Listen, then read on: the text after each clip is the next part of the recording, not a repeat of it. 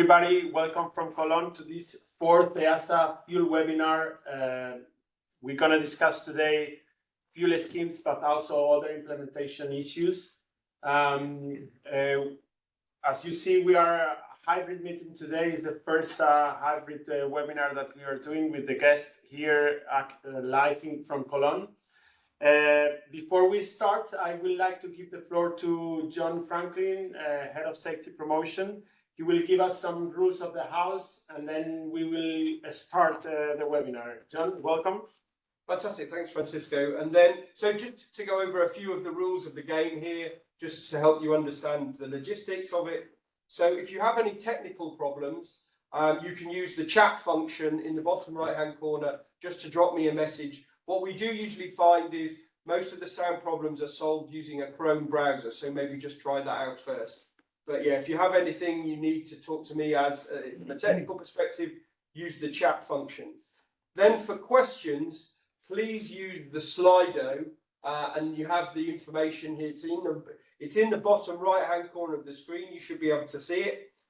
We have apps and then Slido. We'll have a survey a bit later on that will appear there, and you can ask your questions there. You can use the app if you want to as well, but that doesn't necessarily help so much. The information will stay up to show you where to join and how, if you want to use the Slido app in that sense. What I would say for Slido is please don't look and see what other questions there are first.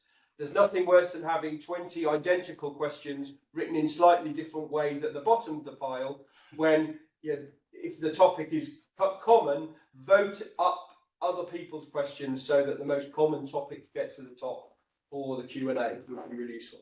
And then lastly, just to say we are recording this and it will be placed on the Together for Safety YouTube channel probably with the bank holidays on Thursday, probably on Friday. Also then with the presentations on the event page.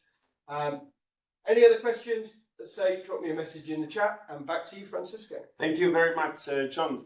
So we are ready to start. This is the agenda for today.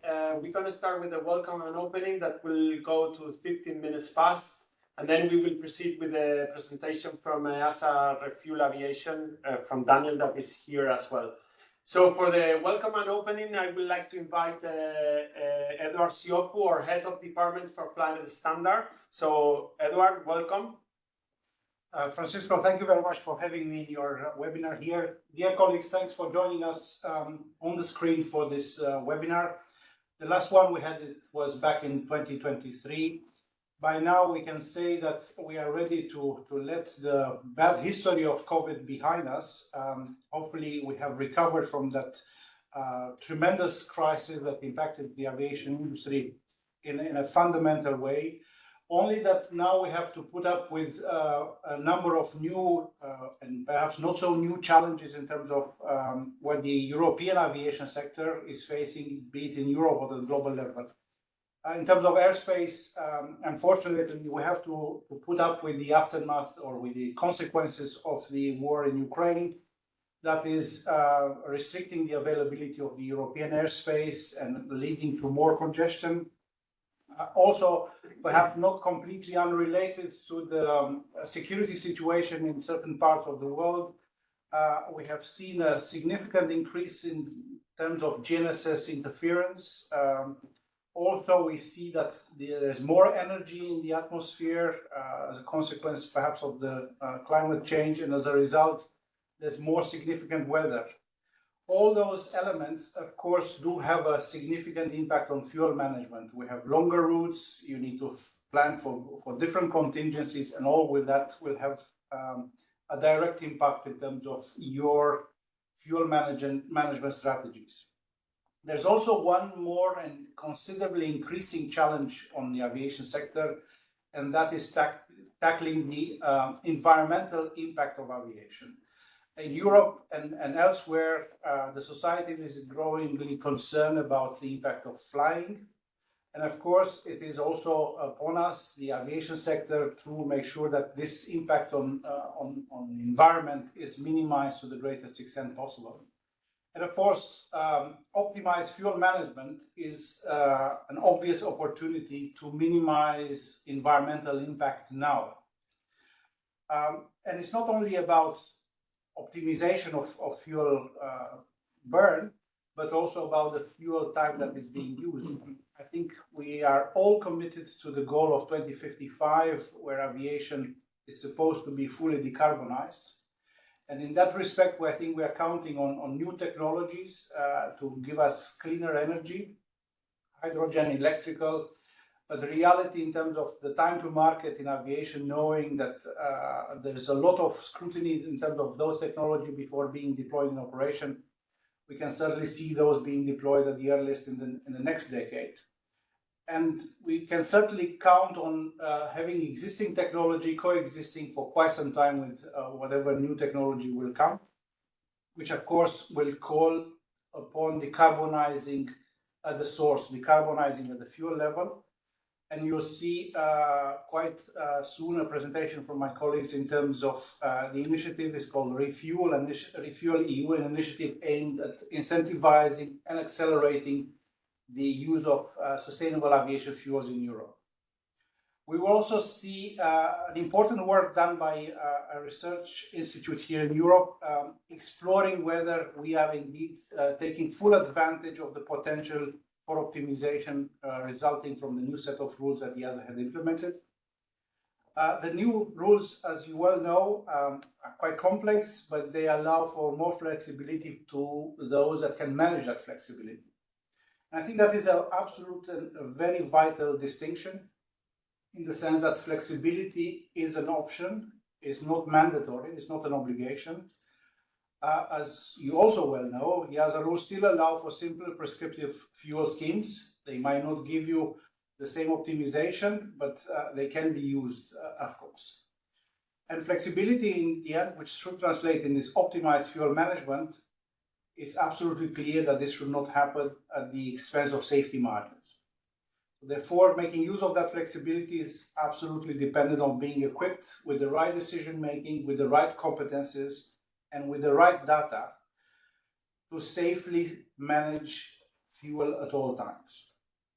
The whole set of rules and the AMCs that have been put together by the agency are quite complex, and in a way this may lead to discourage some of the airspace users in applying them. And that's why we're having such webinars to try and demystify and explain them so they will be easier understood and better applied. EASA is famous for many things.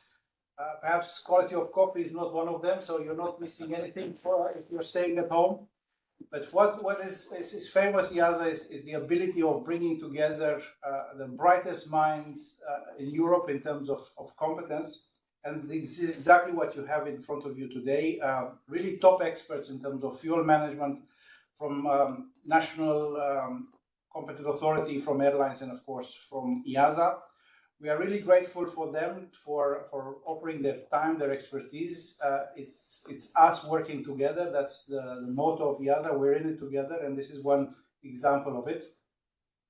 I'm looking forward for a very interesting presentation and interesting discussion. Please make use of the technology that we have at the fingertips in engaging with EASA and the experts to get answers to those questions that are burning on your side.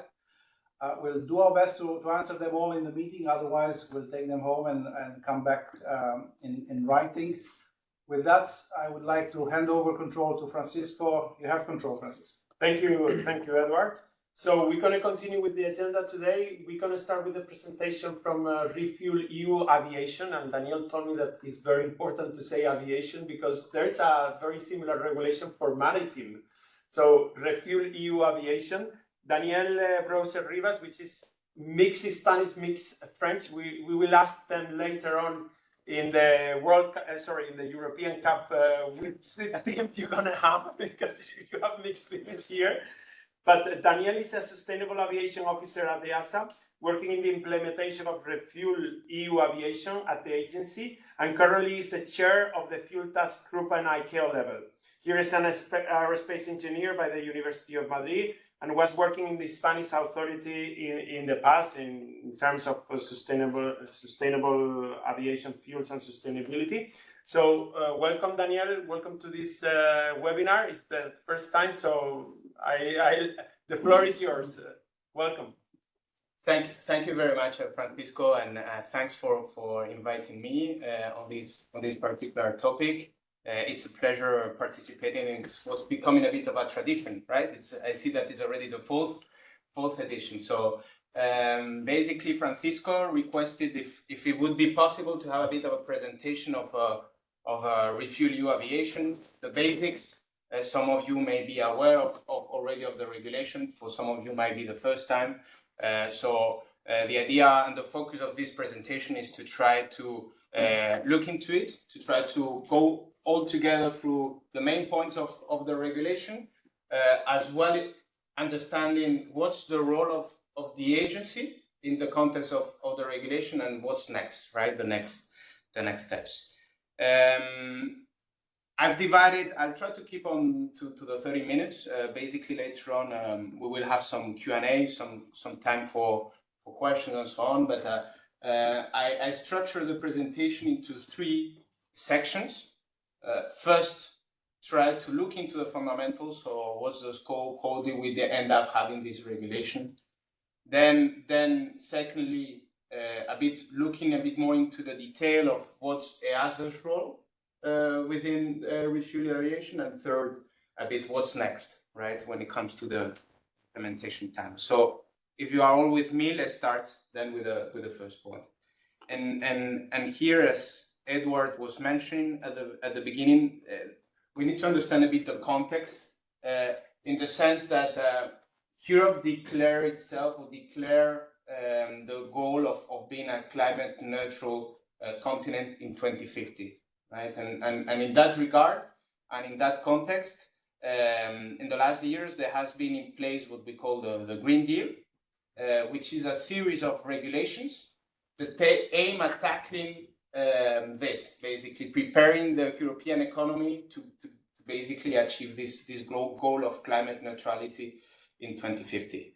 And that means that aviation, transportation sector in general, but aviation as well, as an industry, we need to do a bit our part of the job towards that goal, right?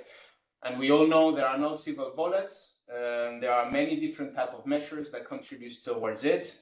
Operational efficiency. We have new technologies coming over, so on and so forth. But it's widely acknowledged by ICAO, by the industry, by the relevant stakeholders, that sustainable aviation fuel will play a very important role in that regard. Sustainable aviation fuels at the end is about changing the type of energy we are using for propulsing our aircrafts, right?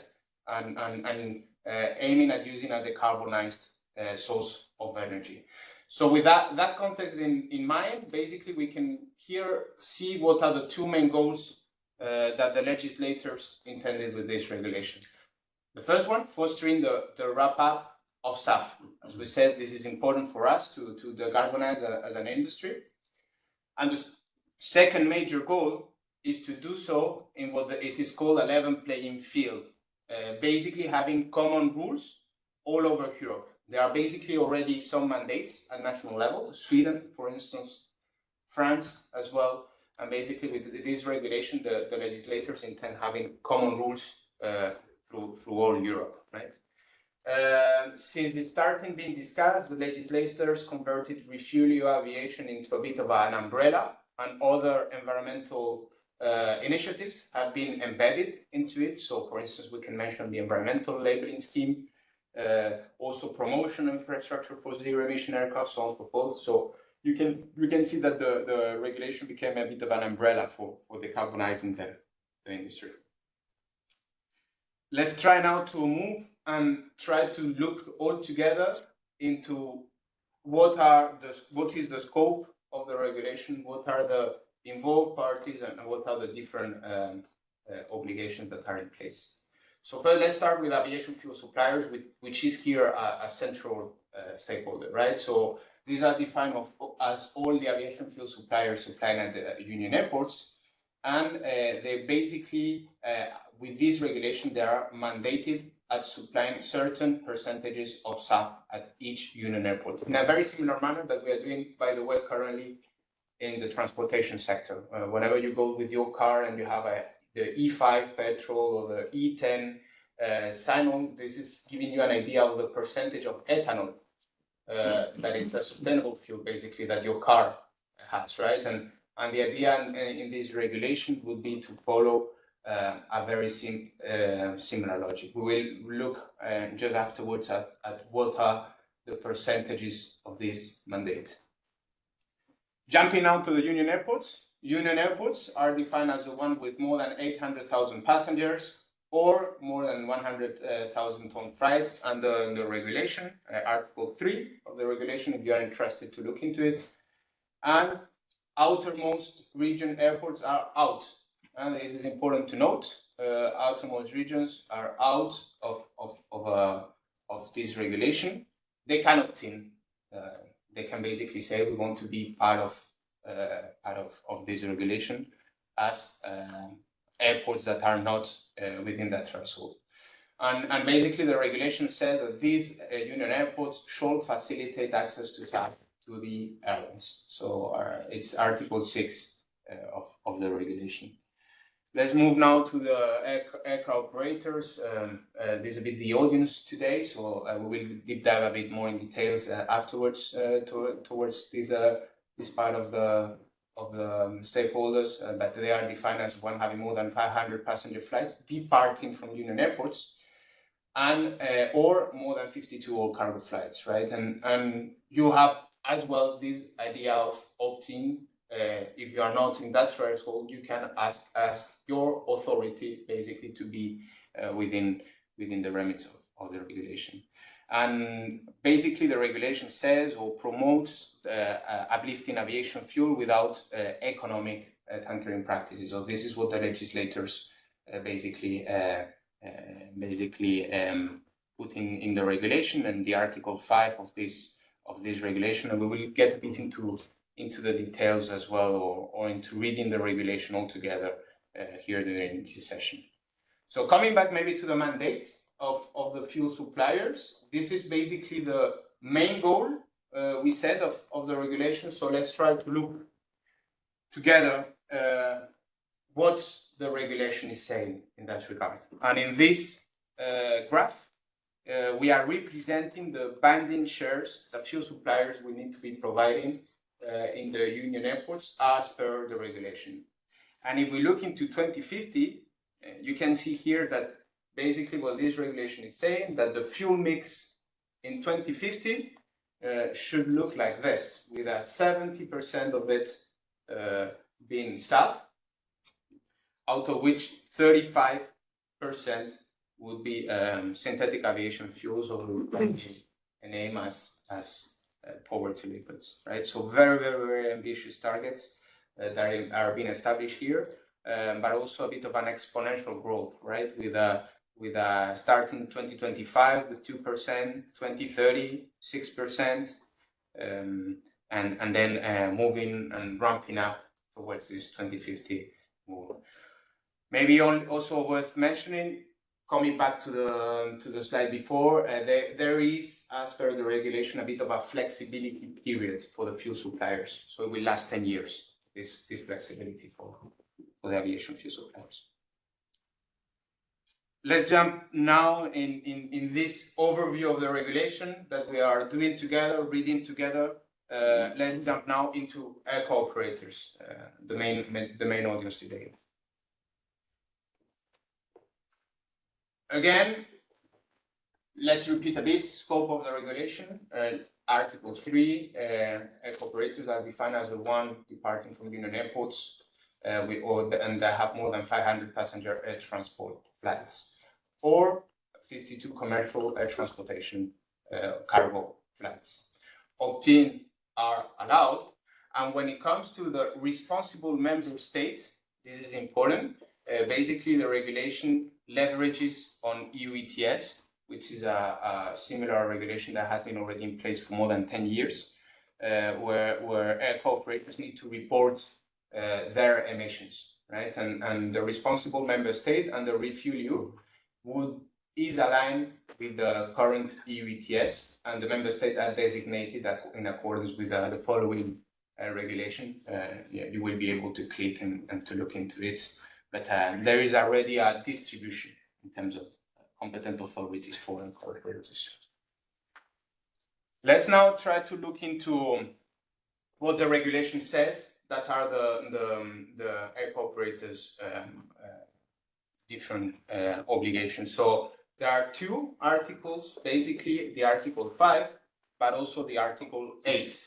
Let's start looking first into the Article 5 and let's read what the regulation says. The regulation says that the fuel uplifted by an eco operator at a given union airport should be at least 90% of the yearly aviation fuel required.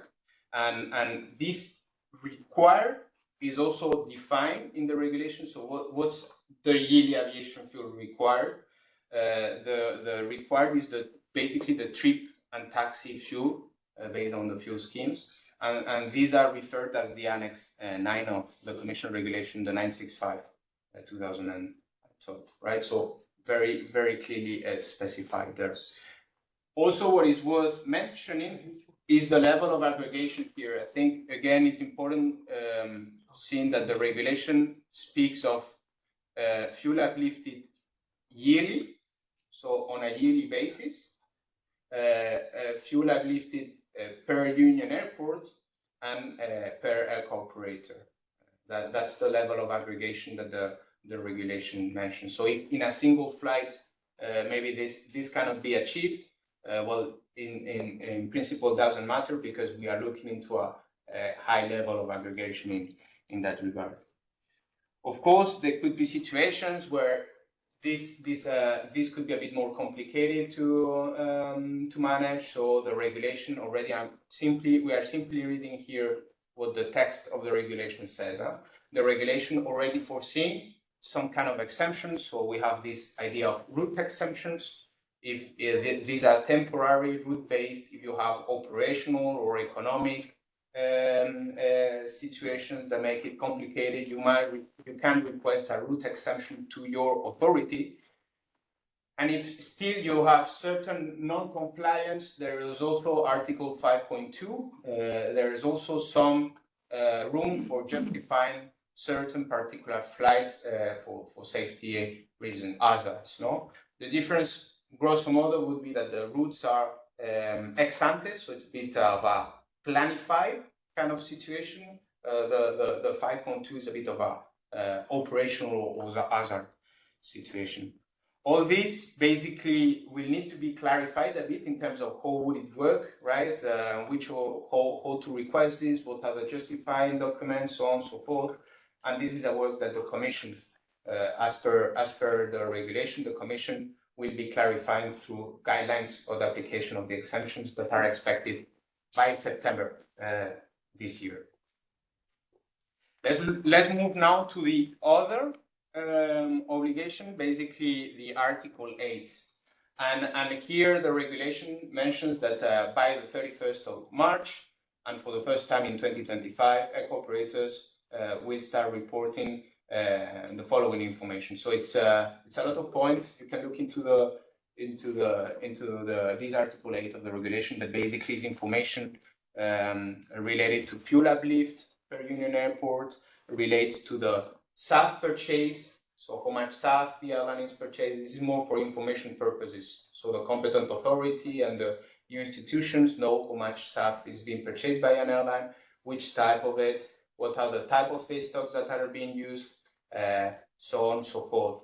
And here the logic is very similar again to the UETS regulation that was mentioned, where the airlines will report to the competent authorities that will end up the national authorities reporting to EASA and the Commission. So this is a bit of a generic presentation. Hopefully now you have a bit closer view of what it means, and invite you also to look into in detail into these articles that we were referring to. Let's try now to look a bit of what is actually the agency role in the regulation. So this can be summarized a bit in these 3 points. So again, the Article 8 that we mentioned, the one regarding to monitoring and reporting, So basically, the agency will be together with the authorities and together with the airlines. We are working together and putting in place this monitoring and reporting scheme with information under Article 8. We will get a bit into the details afterwards. We also have the remit, or the regulation requests us to basically to publish a technical annual report every year. And we will look into what this technical report means and what it is contained. And then also we have this labeling scheme to be implemented. I think there was a couple of workshops already, so it's not here the scope of this session today, but we have our colleague here at EASA that you can always reach in case you are interested in knowing more about this labeling scheme. So let's try to look into the annual reports. So the agency will need to publish an annual report, and what is going to be contained first is the element of compliance, status of compliance of fuel suppliers, aircraft operators, and airports. And this is information that then competent authorities can use or will be using when it comes to potential enforcement procedures, so on and so forth. So that's the first core remit within this annual report that we will be working and publishing. But then there is a second part, much more for informative purposes, because the EU institutions want to understand, and the legislators, they want to understand how quickly we are ramping up in SAF production, right? So we need to inform through this annual report in things such as the SAF market, how much SAF is being produced, how much SAF is being purchased, price gap information as well between fossil fuel SAF, so on and so forth. Even information related to fuel composition will be included. This fuel composition, for instance, might be interesting to assess non-CO2 impacts. The legislators are interested in understanding a bit better what's the average fuel composition of the fuel that is being supplied in the EU. Maybe looking into the state of the SAF market, maybe this is of interest as well for operators.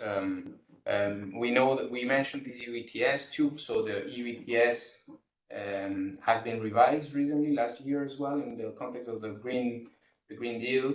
There will be what is called SAF allowances. So these SAF allowances, 20 million of them will help covering the price differential between the SAF and the eligible fuels under ReFuel aviation and the conventional fuel. So this is a bit of a incentivization measure in the context of the Green Deal, and the technical report and this price gap information can help the Commission in this work related to these SAF allowances. Maybe here, this graph, very quickly a bit what it intends to show, it's how the data will be collected for the purposes of this annual report. So now we know what the annual report contains, but how this information will be compiled by the agency, let's say so. And again, we are not inventing nothing here. Everything here is very clearly stated in the regulation. So the regulation says that the aircraft operators will be reporting to the competent authorities, we said, and EASA. We'll look a bit into this tool or digitalization process, what it means. The fuel suppliers, Article 10, as per the regulation, they will be supplying information to an existing platform, the Union database. So the Commission, DDN here, is working to adapt this Union database. And the third big stakeholders, the airport managers, will inform the competent authorities basically for the purposes of their reporting obligations. We'll also do some state of the SAF markets through contractors, through some support to help us having all the necessary ingredients for then drafting this annual report that we were referring to and that will be shared with authorities, with the legislators, so on and so forth. You also see in the corner below, you also see that there is a lot of coordination ongoing, because it's very important that the national authorities in EASA and so on, we speak together, right? Let's focus now on the top part. So what is this top part? So ECA operators, a bit of focus here. Basically, for your awareness, we are working very closely with competent authorities, we already mentioned, to put into place this reporting scheme. And actually some airlines have been also already contacted in that regard, mainly through the departments that are in charge already of the EU ETS regulation. So I also invite you on maybe on your organization, if you want to know a bit more of what's ReFuel EU aviation going to mean in terms of reporting requirements, so on, to get in touch into your relevant departments that are managing EU ETS currently. And it will be a very similar process as under EU ETS, when an airline will need to fill some information through a template. This information will need to be verified by a third-party entity. This entity basically is the same one as EU ETS, so there's a synergy there. The verifier will basically stamp and confirm that the information is correctly taken, and this data will then be provided to the authority. And here is where we are trying to simplify a bit the things, because currently under ETS, basically the information is being provided manually, and the authorities, they requested, if possible, to have some kind of digitalization platform, because it's simpler for them and simpler for the operator to basically deal through a digital platform. Therefore, this is work ongoing with the idea of being ready for the first reporting exercise next year. You can see on the top screen that there is currently a demo that the competent authorities are working with. Some airlines as well where we had the opportunity to try it, and the idea is to basically to be ready for this March 2025 deadline that is established in the regulation. And then competent authorities would be finally be providing the information to the agency. If you have questions, don't hesitate using Slido as Jon was mentioning in that regard. Here we simply wanted to refer to the fact that authorities and EASA, we are working together, and the Commission as well is part of these work groups. So every authority, as well, this is for your information, every authority has designated already a focal point for the implementation of the ReFuel EU aviation regulation. So again, I invite you maybe getting in touch with your authorities to know who they are, who that person is. Many of the authorities are actually already performing info sessions with the operators to inform their operators. So again, inviting you to maybe get in touch with your competent authority or the department dealing with the EU ETS in order to get more information if you wish in that regard. And here what we are stressing is that we are currently meeting frequently, and at this moment we have been working on this demo version of the reporting tool that we were referring to.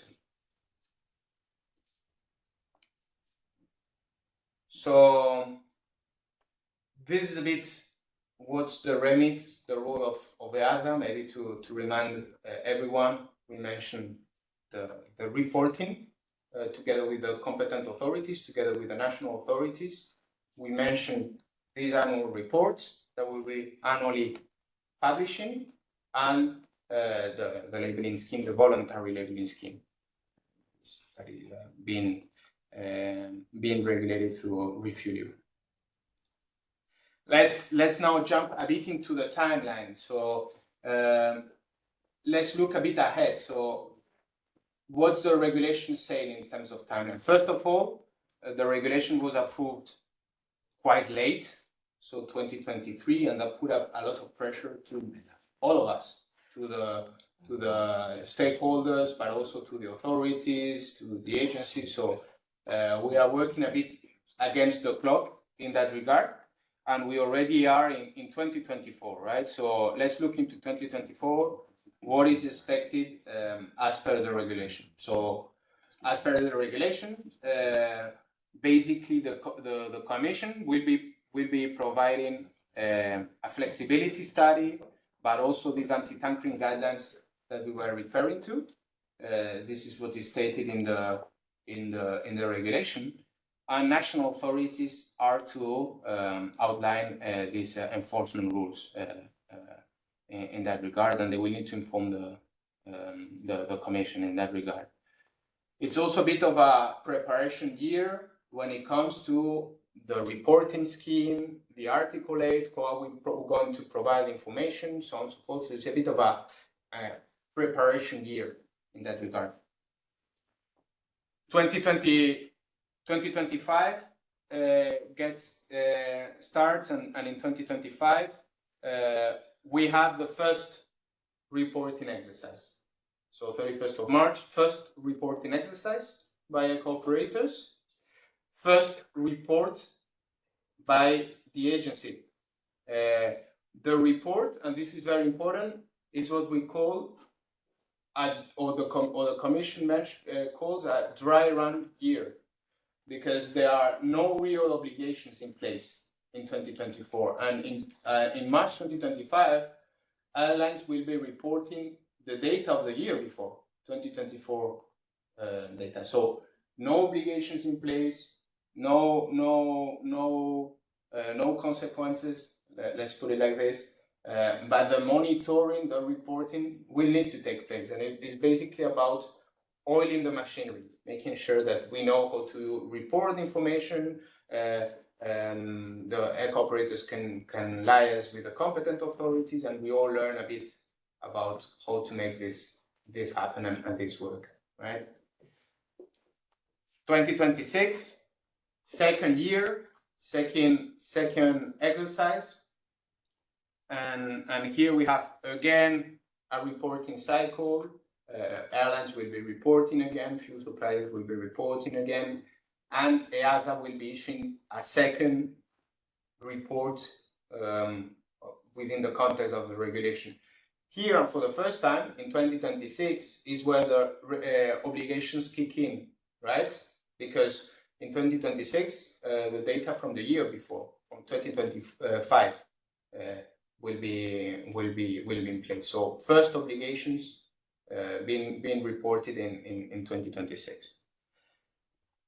Let's move now to the next year. So third exercise, third reporting, and here what's important in 2027 is that the Commission will need to publish a report on the application of the regulation of the ReFuel EU aviation, and that would be kind of a revision. So 2027, we can expect this to take place already, right? Based on the experience of the year before. So yes, important to understand what is going to happen next year, but also that is what we call a dry run, so that there are not real obligations in place for next year in that regard. So with this, we did a bit of an overview of the timeline. We did a bit of an overview of what is to be expected, what is the work that is ongoing now, what is to be expected in the next years, and we can close for the moment the presentation, and yeah, we can look into questions in that regard. So yeah, back to you, Frank. Thank you, Daniel. We are on time, which is good. Thank you very much for being on time, because we always have a lot of problems with this. So rest just for 1 minute, Daniel, because we have a lot of questions for ReFuel EU aviation. While you set up and you rest a bit, take a little bit of water. We want to remind you guys, all of you, that you can submit your questions on ReFuel EU, but also other related topics, even if they are not specifically in the agenda, but they are related to fuel, through a Slido. You have there the hashtag fuel number 4, and you can submit your questions. We have now for ReFuel EU a few of them. Christian has been significantly voted as the best, as the most important one, and we have some other ones for ReFuel EU from Pedro Diaz, etc. And we will try to answer all of them. So let's start, John, if you are happy with the first one from Christian. So Christian, thank you very much, and if necessary, maybe we can give him the floor. So the question is there in the presentation. According to the incoming ReFuel EU regulation supplied by the EU tankering, will not be possible as operators are obliged not to bring the fuel to the destination airport. We are referring here, the Article 5 of the ReFuel EU is Article 5, and is talking about economical tankering, which was representing about 300 plus million euros a year in savings for the whole airlines in Europe. And now this will not be possible for 2025. However, there will be some exceptions, and Article 5 also says some matters about safety matters that will not be, so that they are excluded. And I think this question, Daniel, comes on this line of this heading, which, because then it says how discretionary fuel or extra fuel, I understand the additional fuel that the operator has to put in accordance to CAT OP and PA 181 will be treated. If pilot in command or commander requests more fuel, meaning the discretionary fuel, then it is required.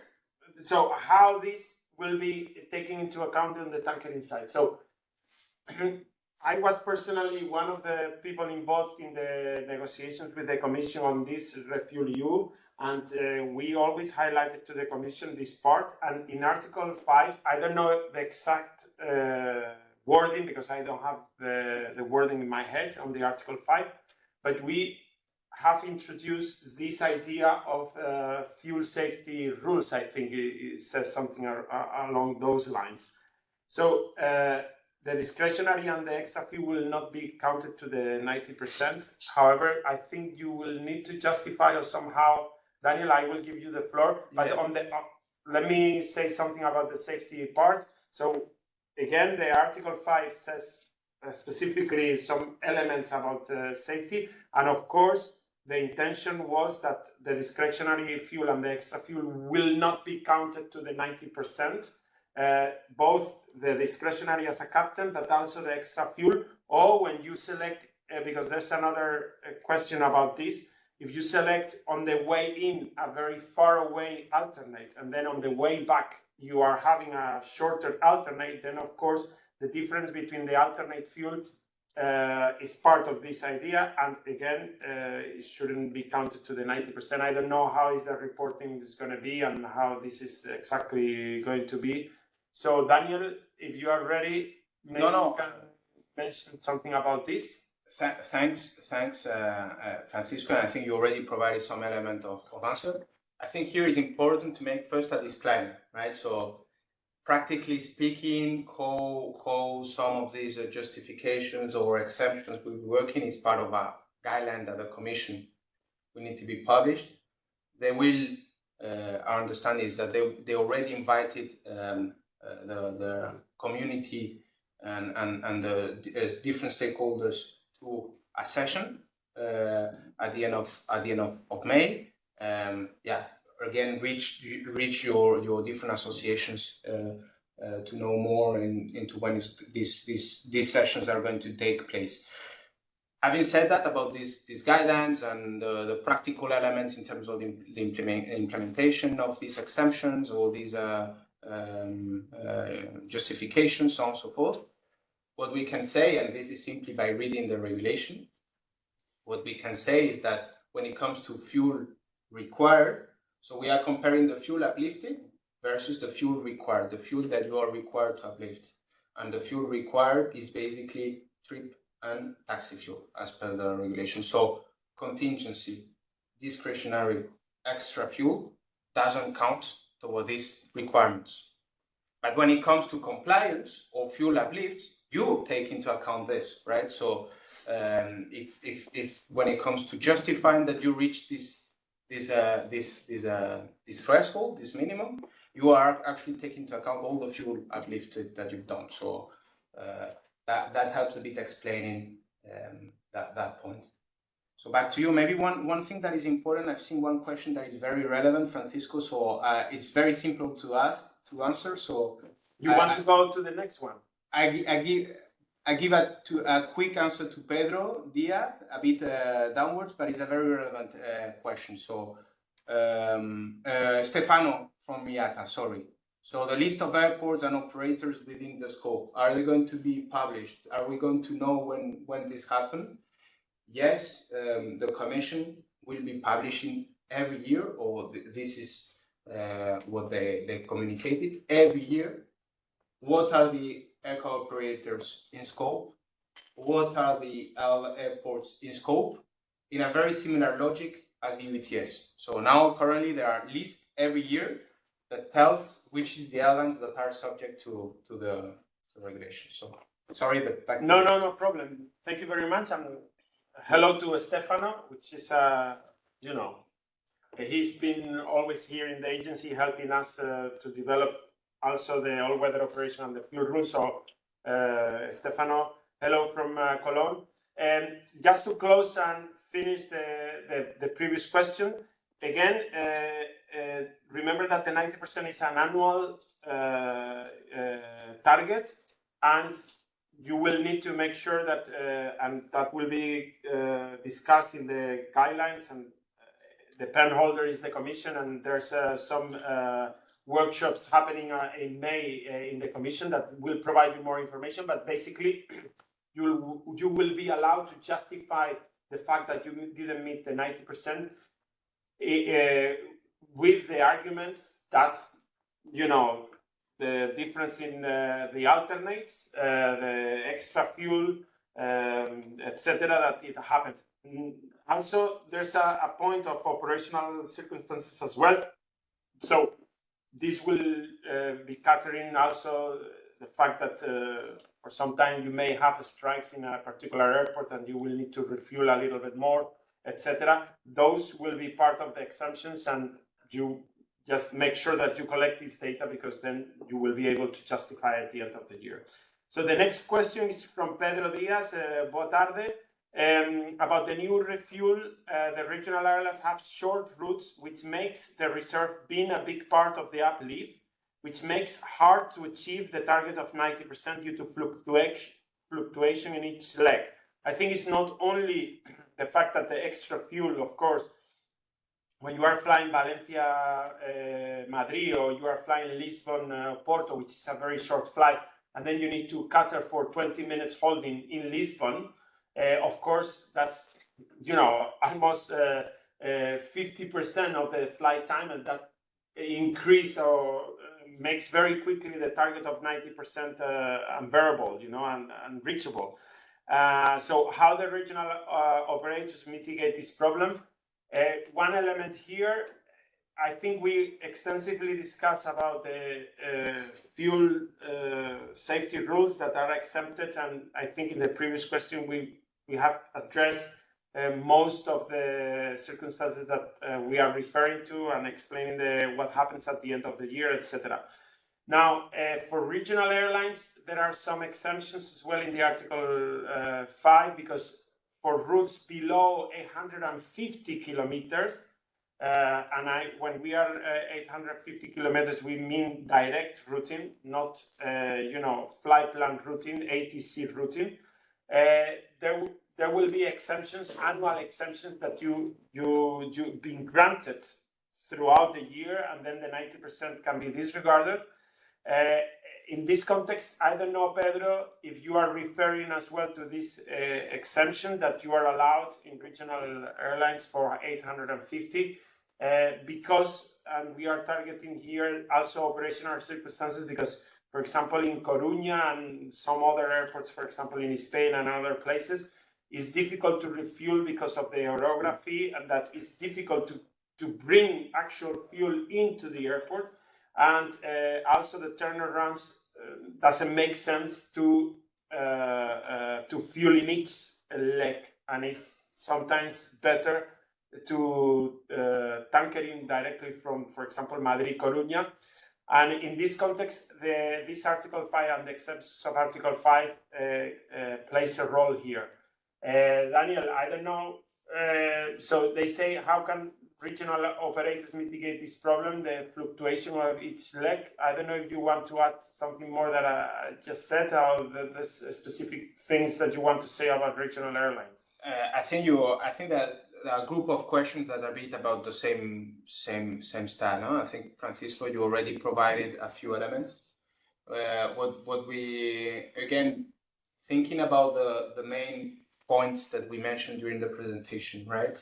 The level of data is very aggregated. So that's good in the sense that if for single specific flights or for single specific situations, there's problems to achieve these thresholds, well, there is this idea of aggregated data, right? And then there will be exemptions, and there will be justifications. We need to see a bit more the practical implementation of it. We mentioned the 5.2, the 5.3, but the regulators or the legislators, they understand that there will be circumstances where, well, a union airport may not have fuel infrastructure, where hazards happen, where there might be strikes, so on and so forth. So these are the type of situations that typically will be taken into account for these exemptions. I see many small questions. Let's go further. So I think we can say that we answered this one for regional, but Pedro also, because this anonymous is for later. So let's go to the, again, unforeseen factors. Again, basically there are three categories of, let's say, factors, safety factors that we talk about, alternate, extra fuel, discretionary fuel. There's another idea in the regulation about operational factors, and then there's these unforeseen factors. Operational factors is, for example, what I said, I'm describing the exemptions, that in a particular airport, like, I don't know, Ibiza, or, well, Ibiza is a big airport, but maybe other type of islands in which it's difficult to refuel there, then you have also this exemption in the Article 5, again, 150 kilometers and so on.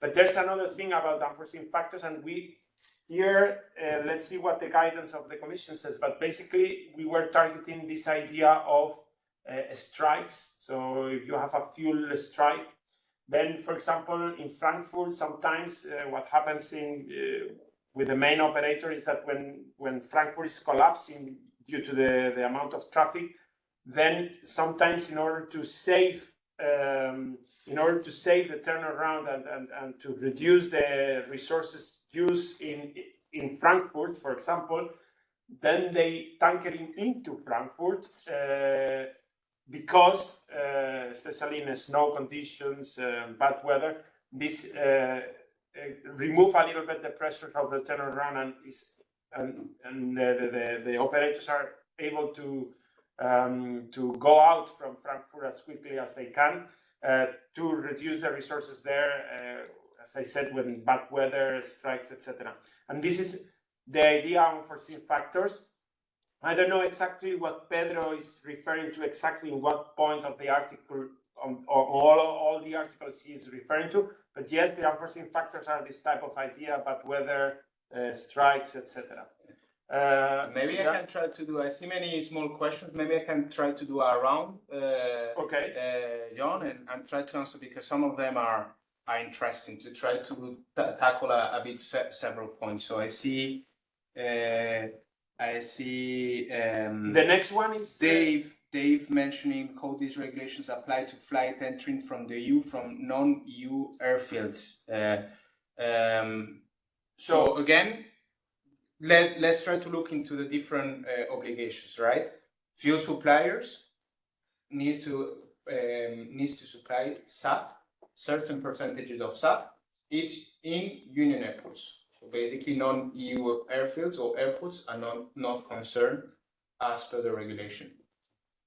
Eco operators need to uplift certain amount of fuel in EU airports, union airports, as defined as per the regulation, right? So in this case, if the flight enters the EU, in the non-EU airfield, there is no obligation, but when they uplift in the EU union airport, there would be an obligation. So that's for... So in one leg, they will be obliged, but in the other leg, they will not be obliged. But however, they can justify, and I am related this to another question that when you fly a little or when you, again, when you have only one leg, the 90% applies. However, you have all these justifications and provisions to explain why you didn't comply. The next question, Daniel, if you want, we can go to this 6 and 20% of SAF, which is, I think, is an interesting question, it's a very which is not being discussed. But Slovimir, thank you for your question, and the floor is yours. It's basically between 30 and 35 it jumps your statistics from the presentation that you put. So this goes from 60 to 20%. Yeah, the statistics you put that it goes to 6, and then suddenly there's a. This is what the legislators basically ask the fuel suppliers to supply as per the regulation, right? So the slides, and we will be sharing it. I will be passing you the presentation so they can be shared. Basically, what we see there is the ramp up that the regulation requires fuel suppliers. And important here to remind, the obligation is on the fuel supplier. Airlines do not have any type of obligation in terms of SAF purchase. So that's clear under the regulation. And when it comes to this ramp up, you can see that it's a bit exponential. So the legislators, the commission, the parliament, and the council decided to start with relatively low percentages for the fuel suppliers, and then over time increasing it. And I think we just got a thumbs up from Slavomir, so I think we answered it there. Yeah, and one thing that is interesting is the 3032. I think he identified a very good start. In 32, basically the same percentage of SAF, but a slightly increase on the sub-targets, so the power to liquids. We refer that there is 2 types of targets, normal SAF and the power to liquids. Can you explain a little bit what is power to liquids? Because yes. Probably the audience is... So basically the power to liquids, I think that's also a good question, or the synthetic aviation fuels, it, technically speaking, encompasses a certain families of sustainable aviation fuels in the regulation. Are basically sustainable aviation fuels made out mainly of renewable electricity, made out of CO2 generated from biosourced sources, such as CO2 capture, for instance. And the legislators, they want basically to promote this kind of sustainable aviation fuels versus the traditional biofuels, or versus sustainable aviation fuels made out of feedstocks from residues, or made out of feedstocks from agricultural original residues. So that's why there's a bit of a differentiation between the target on what is defined as sustainable aviation fuels. There are certain families there, but we are not entering into that level of detail today. But if you want to know more, you have the Article 3, the definition of the regulation that outlines all the type of fuels that are accepted in terms of mandate. Last question, because we need to go. the very last question, and I am picking up not probably the one that was more voted, but another totally different one, which is from Eric van Wyk. Hello, probably is Dutch. So Good question. it's about the enforcement, you know, and about the penalties. So is there, Daniel, today enforcement penalties is left to the local authorities. In this presentation of 2024 was mentioned penalty alignments.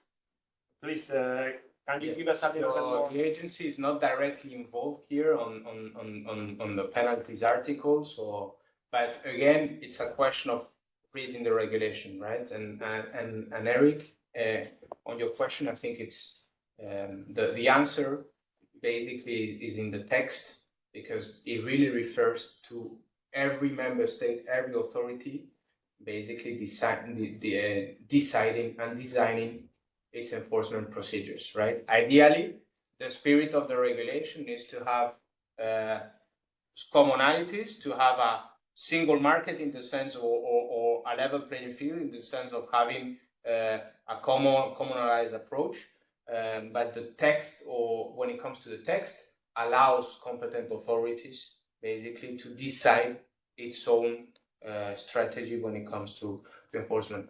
Also worth mentioning that at least the minimum is set by the regulation. So the regulation says that it should be at least the difference between the SAF and, well, the double the conventional fuel price, if I'm not mistaken.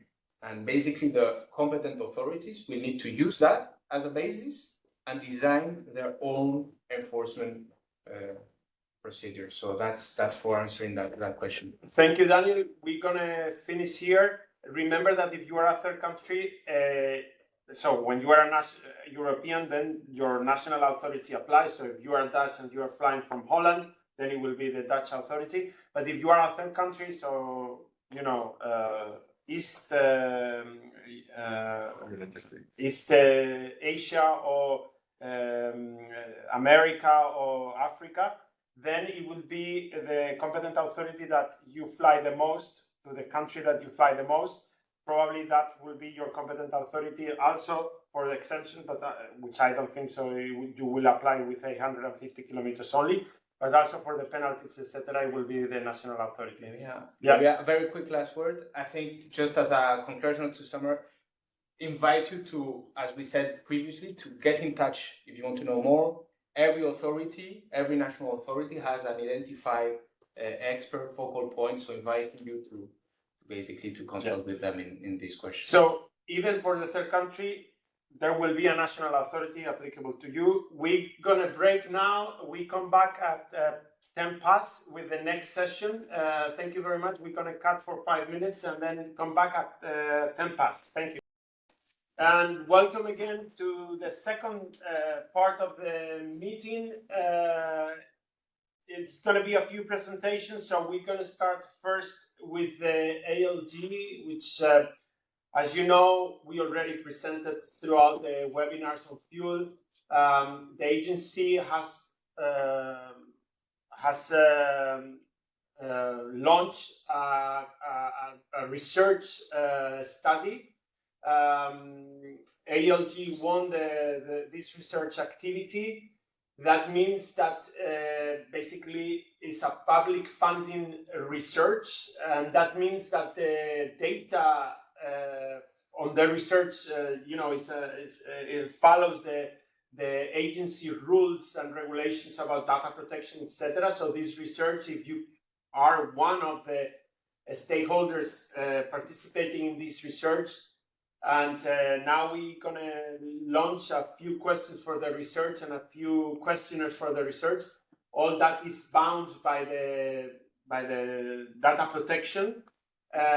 However, as I said, although it's an EASA research activity, the researchers are independent, and of course, their opinion and their conclusions are completely independent from EASA. That's the point of the research.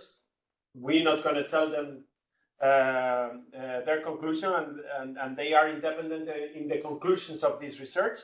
But as I said, you will be protected if you are participating in the research, or you will participate because we will launch a questionnaire for the research now. Then you will be bound, they will be bound, and we will be bound by the data protection and the anonymity and the necessary de-identification for the research. So let's go now with the presentation of ALG. ALG, as I said, who is a consultancy company for aviation and digitalization. The presentation will be held by Antonio Cabeza, who is the technical lead of the research. And then together with Antonio is Andrada and Alex Oliveira, which are also the main researchers in the project. So Antonio, how is the weather in Barcelona? And welcome. Here it's raining, so hopefully in Barcelona the weather is... We don't want to make you jealous, but today we have an amazing day in Barcelona. So, okay, so welcome. The floor is yours, Antonio. thank you, Francisco, and good afternoon, everyone. Thank you for having us and for this opportunity. As Francisco was explaining, we are LG, and we are conducting this EASA data project. And in the context of this project, we are going to present you a small piece of work that we have prepared for this webinar, which is to answer this question. What is the untapped benefit of the fuel reduction schemes? We want to update the economic impact assessment that was performed in 2016 on the MPA for the regulation. But before that, before going to the actual detail of the presentation, I would like to frame a little bit the discussion. As Francisco has said, we have participated in this same webinar last year, so maybe some of you are already familiar with the project. This is the EASA data project, and basically the purpose of this project is to understand how we can boost digital transformation in aviation. At the end, digital transformation requires for certain enablers, technology, but it's not only technology, operations, regulations, and standards. And EASA wants to make an assessment on what are the limitations, what are the challenges to boost digital transformation, and what enablers, regulation, but as well technological development could be put in place to ensure this digital transformation. Of course, the scope is super broad, and the purpose of the research is focused on three main case studies. Case study 3, which is about training, EBT and CBTA. Case study 5, which is about FDM data, flight data models for safety. And case study 4, which is about digital fleet management, which is today's topic, most related to performance-based fuel production schemes. Okay, so this project has been running for almost a year and will be completed by August 2024. In the 2nd of July, we are having the final project event, which will be open, so you can participate if you like, and all results are published in the project website, including this presentation. I believe that will be available there. So this is for your information. What we've done so far, we have conducted many interviews with the industry, like 34 interviews. We have attended to several EASA working groups as well. We have organized webinars, open questionnaires, and with that, what we found is a certain set of challenges to adopt these fuel reduction schemes. And as well, we have proposed some solution, mainly coming from the industry, from this research. No? Some of the challenges that we identified from the fuel data inputs for the reduction schemes, how to build these statistical and predictive models supporting the reduction schemes, the validation of such frameworks for the authorities, how to define the safety performance framework to support these schemes, the management of operating conditions data, which is an essential element for these schemes.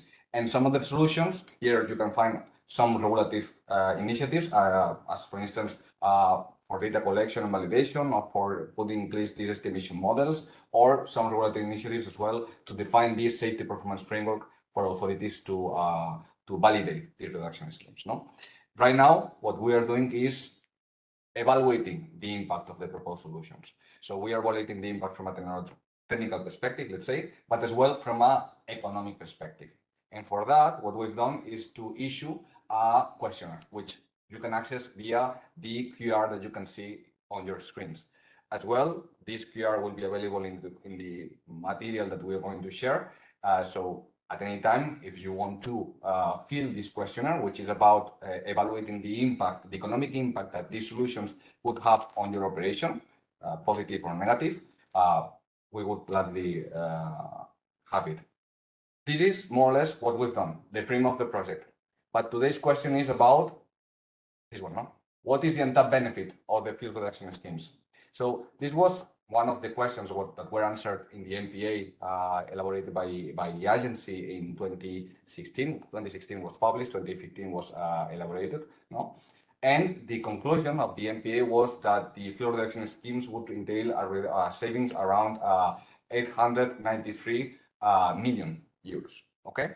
Which entails, as you can see here, 1.3 million of tons of fuel saved and 4 tons of million of CO2.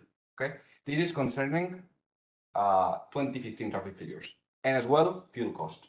So what we've done is to take this exercise and we have remodeled, re-updated it with 2023 data, traffic levels, and as well, of course, updated cost of fuel. And this figure goes up to 323 million euros annual savings due to these reductions, okay? With associated as well tons of fuel saved and tons of CO2. This is only updating the traffic levels and as well the cost of fuel, but considering the same assumptions as the agency considered in 2016, just to make sure that we are comparing apples to apples. And to make it clear, the assumptions made by the agency was quite conservative, I would say. They were assuming that the adoption was broad, but the reductions that could be achieved were quite conservative, quite low, okay? So the next question is, what is the current situation? No? Basically, what we've done based on the interview that we have had with several stakeholders, several operators, we have made like an assumption based on the level of adoption, again, of what could be the current benefits as per the adoption of mainly statistical contingency fuel, statistical taxi fuel, and the current benefit would be around 373 million. So the gap is 950, almost 50 millions still to be achieved. This is the potential benefit available. It's just an estimation for the adoption of fuel reduction schemes, updated as per current traffic levels and fuel cost. So now, this is more or less the exercise that we've done. We're going to open a Slido, okay? And the idea of this Slido, which we would gladly you to participate, is to fill in what is your current reduction scheme, if any, and to which extent you're applying this. So what is the share of flights that you're applying this reduction scheme? What is the purpose of this input? Is to fine tune the gap. We want to have like a more fine tuned figure of what is the current situation. So please, if you could fill in your current situation, we will gladly have it, mainly because it is a very valuable input for our study. Okay, I believe, I don't know if it's already, yes. Okay, it's already open. Yeah. It's already opened. And once again, as Francisco has explained, this information will be only processed for the purpose of this project, will be only for AAG to process it in the context of this project, and any conclusion will be aggregated and identified. Okay, so that was our contribution. Questions and answers will be handled during the panel discussion. You have as well our contact points, I believe, in the next slide. There you go. Any question, any topic that you would like to discuss with us in the context of this research, please feel free to contact us and drop us an email. And that's the end of our presentation. Thank you, everyone. Thank you, the three of you from Barcelona. So we're going to continue with the agenda. Again, I remind you guys that you can continue putting the questions in a Slido. We will answer during the panel. We have 1 whole hour to answer questions. There are many questions that we are receiving, and we already received upfront by email some other questions. So please keep voting the questions, so keep posting your questions, so we will have a good panel. So I will share with you, because next in the agenda is me. Let me share with you my screen. And my presentation will be just a reminder of the fuel scheme. Remember that in the first webinar, we explained in detail the fuel schemes. Now I'm going to give again another overview and then link it to safety promotion. So why we did this change, and the first element, it was the ICAO Annex 6 and ICAO document 9976. We have here with us in the panel Claude Codel, which was one of the representatives from IATA into these amendments. You guys can ask him and ask us a little bit more about the ICAO and the background of this change. There in ICAO, they introduced in amendments 36 the idea of the individual fuel scheme. They don't call it individual fuel scheme, but basically is the process and the concept of the individual fuel scheme that then we later on in EASA named as individual fuel scheme. We also wanted to promote the technological enhancement, and I will explain that we have changed in the MPA 2022-11 this matter in some of the implementing rules that were left, and now basically it's technology neutral.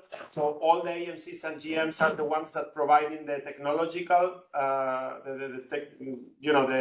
idea of the technology that applies to the fuel rules, and that allow us to be catered for electric, hybrid, and fuel cells. The environment, we already have a session this morning, and this will continue to be important. And then we try to improve the operational control center, etc., which to make a case for the expenditures in the OCC. The idea of the fuel schemes is that to have one single approval under the authority. There's a few questions that we receive, about fuel safety, what it means, and basically the idea is that that all the three policies can play together and for a safety objective. So you can, let's say, be more aggressive in the planning policy, and so that you are more conservative in the flight fuel management, and then you have a still safety level. So this flexibility will allow you to be more efficient in your fuel policy. The idea is that, but this comes with a cost for the operator. It's not exactly a cost. It's, in terms of money, we are talking about that you need to put resources, because the more mature you are, the more flexibility you will have. So you start with the basic fuel scheme, then you move to the variation that requires certain maturity, requires certain competencies. Then it gives you more flexibility, and then at the end, the individual fuel scheme, which requires the extra mile in terms of maturity and competencies by the operator and capabilities of the operator, but that will give you more flexibility. And that flexibility is transformed by the operator in efficiency gains in fuel, not only in terms of cost, but also in terms of benefit for the environment. So the basic idea is that you have an AMC1, which is the basic. There's been some changes, then you move to the AMC2, which is the variations, and here there was a question about some basic fuel scheme in the old times, and now it's a variation.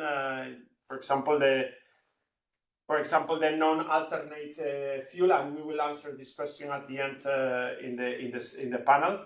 And then the AMC3, the group of AMC3 is not called AMC3, so don't go and search for AMC3, because this doesn't mean that it's the AMC3 specifically is the individual fuel scheme. So the third group of AMC are the individual fuel scheme, which explain further how to do a specific scheme for the operator. Just an example, so the 5% in contingency will be a basic fuel scheme. The 3% with variation will be a variation, the route alternate with the specific requirements and provisions that you have to select the alternate with a specific planning minima.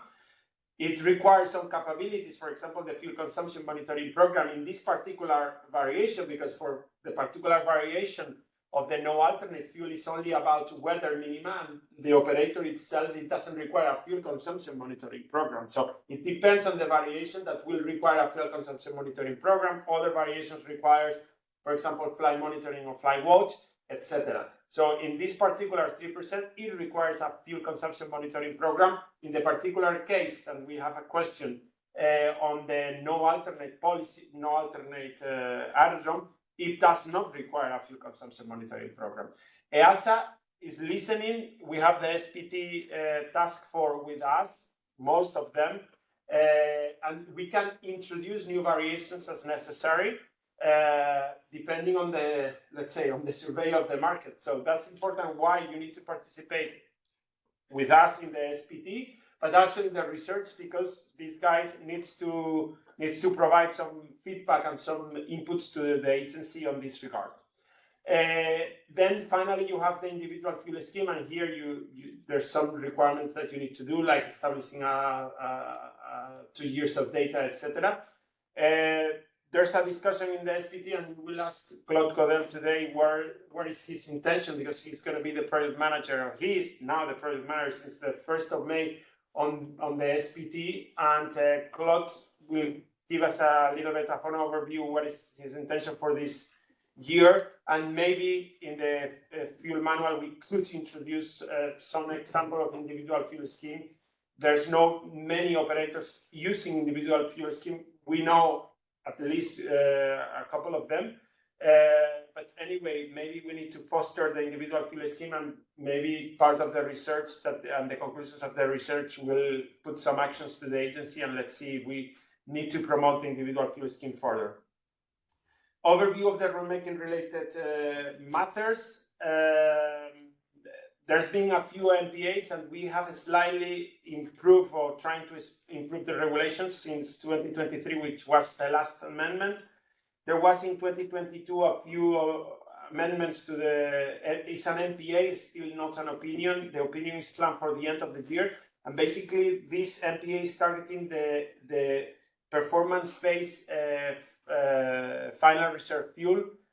The final reserve fuel will still be 30 minutes and 45 minutes for traditional fuels, but this amendment introduced the possibility for the hybrid and electric propulsion to be incorporated into the AMCs, and that's why fundamentally is this change. So the implementing rule gives the safety objectives, and then the AMC tells you 30 minutes for the case of traditional fuel jet and 45 for the reciprocating engine. There's another small change in the 2023. In the EDTO, we also proposed some amendments, basically on the AMC3, and basically it's going to be related to the route alternate, to the fuel and route alternate, that probably we will align in this NPA, and in the opinion of this NPA, we will align the EDTO alternate with the critical fuel and route alternate. And then finally, we have the NPA 2024-02. It's still possible to comment until the 24th of June. So you still have more than a month to comment, and pay particular attention to the GM2 and the presentation that Tom Hakala will do on the statistical contingency fuel, because there are changes to the statistical contingency fuel with the intention to explain better the rules and give you more flexibility. Safety promotion. The idea of EASA and the concept of EASA is that we have let's say, a small implementing rule. In terms of there are 2,200 pages in the AirOps regulation, but rather a small implementing rules. So you will see that there are 3 important rules for you in the fuel policy. Then you have an AMC that it should be larger, and then the safety promotion with webinars, fuel manual, workshops and webinar, and then other matters. Authorities come to us, industry come to us directly and ask questions. And furthermore, Thomas will explain you a little bit more in the next presentation. And then obviously, Stefano Prola was here making a question, but there's some industry standard that also will help you to implement. So this is the idea of the regulation, and on behalf of this should be like a pyramid, so lean implementing rule, a little bit more AMC safety promotion, more than industry standards. For the safety promotion task, SPT 0097, remember, is in the EPAS, volume 2. There's a task force that some of the guys are here. They were nominated by the advisory bodies, and we have put some presentation. I don't know why the picture is slightly moved. Let me quickly change here because I don't know why it was a formatting error. You have in YouTube Together for Safety the availability of the other 4 webinars and this webinar as well. And then you have a EASA implementation manual, which we just published today, the version 2 of the draft version 2, because we are still accepting comments. Claude will explain, and Tom will explain you a little bit more on this matter. What is the, let's say, the regulatory level of the EASA Fuel Implementation Manual? Remember that in the regulation, the basic regulation 2018-1139, we have that Commission, the agency, and the member state can issue safety promotion actions. And in particular to the agency shall, this is Article 76, to produce guidance material. And in this context, the Fuel Implementation Manual fits here. Is guidance material. Again, you don't need, we are trying to explain the rules, but if there's no, let's say, it's not mandatory, you can deviate from the Fuel Implementation Manual without further approval from your authority. So it's just recommendations, and it doesn't require a prior approval to deviate, okay? Just to be clear, and that's the end of my presentation. So Tom, get ready because I think you are next. So let me stop sharing.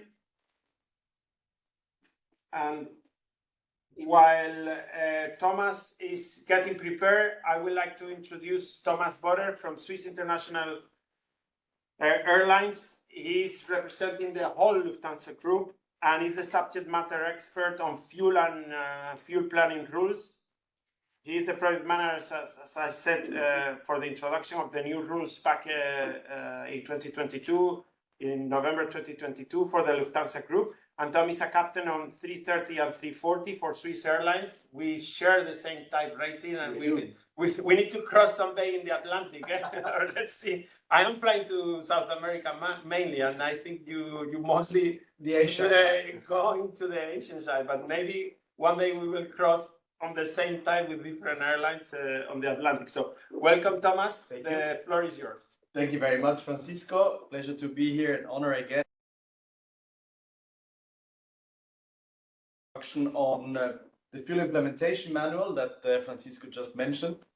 And to start, first thing that I've realized that a lot of people struggle to find this fuel implementation manual right now. So here in the presentation, you can see the way how to find it in the EASA website. Don't worry if I'm going through quite quickly right now. You know that the presentations are going to be also on the web available, and you can always check afterwards to find your way through this guideline to find the fuel manual, and also the page where you can put in comments from your side. Then what was the intention, or what is the intention of the fuel manual? It is important to understand, as Francisco said, it's not part of the regulation.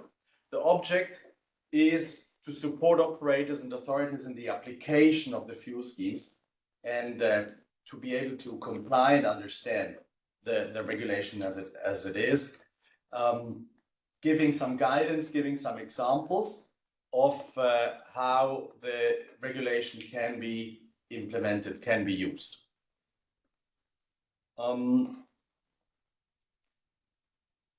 The fuel manual, the fuel implementation manual project is at its beginning, even though that we have started a year ago, but the first part was also about putting together the group, getting a working plan together.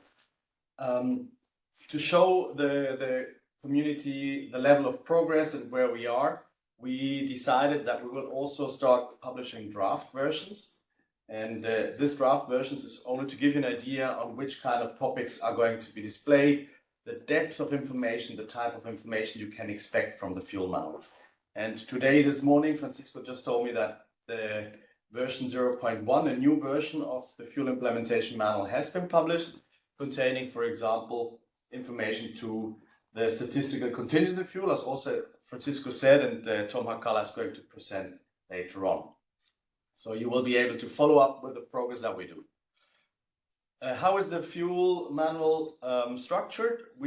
For a start, we chose to have the same structure that the EASA Air operations does have with the CAT chapter, SPA chapter, NCC chapter, to have this same order in our fuel implementation manual. And in regards to the sub-order within this chapter, you will find first some kind of general information towards, for example, CAT chapters, CAT regulation. And then, according to the triangle that EASA published and is following up in the whole regulation concept, you will find 3 sub-chapters dealing with fuel planning, aerodrome selection, and in-flight fuel management. And then again, in this sub-chapter, we will give you the information clustered in basic fuel scheme with variations, or individual fuel scheme. This is the idea at this time, how we are preparing the structure of the manual, and there have been also inputs of suggesting other possibilities. We will look at them and decide when we go on whether if this structure will be kept or another structure might be more helpful than for the users. How did the whole process come? Just give you a quick reminder how this developed.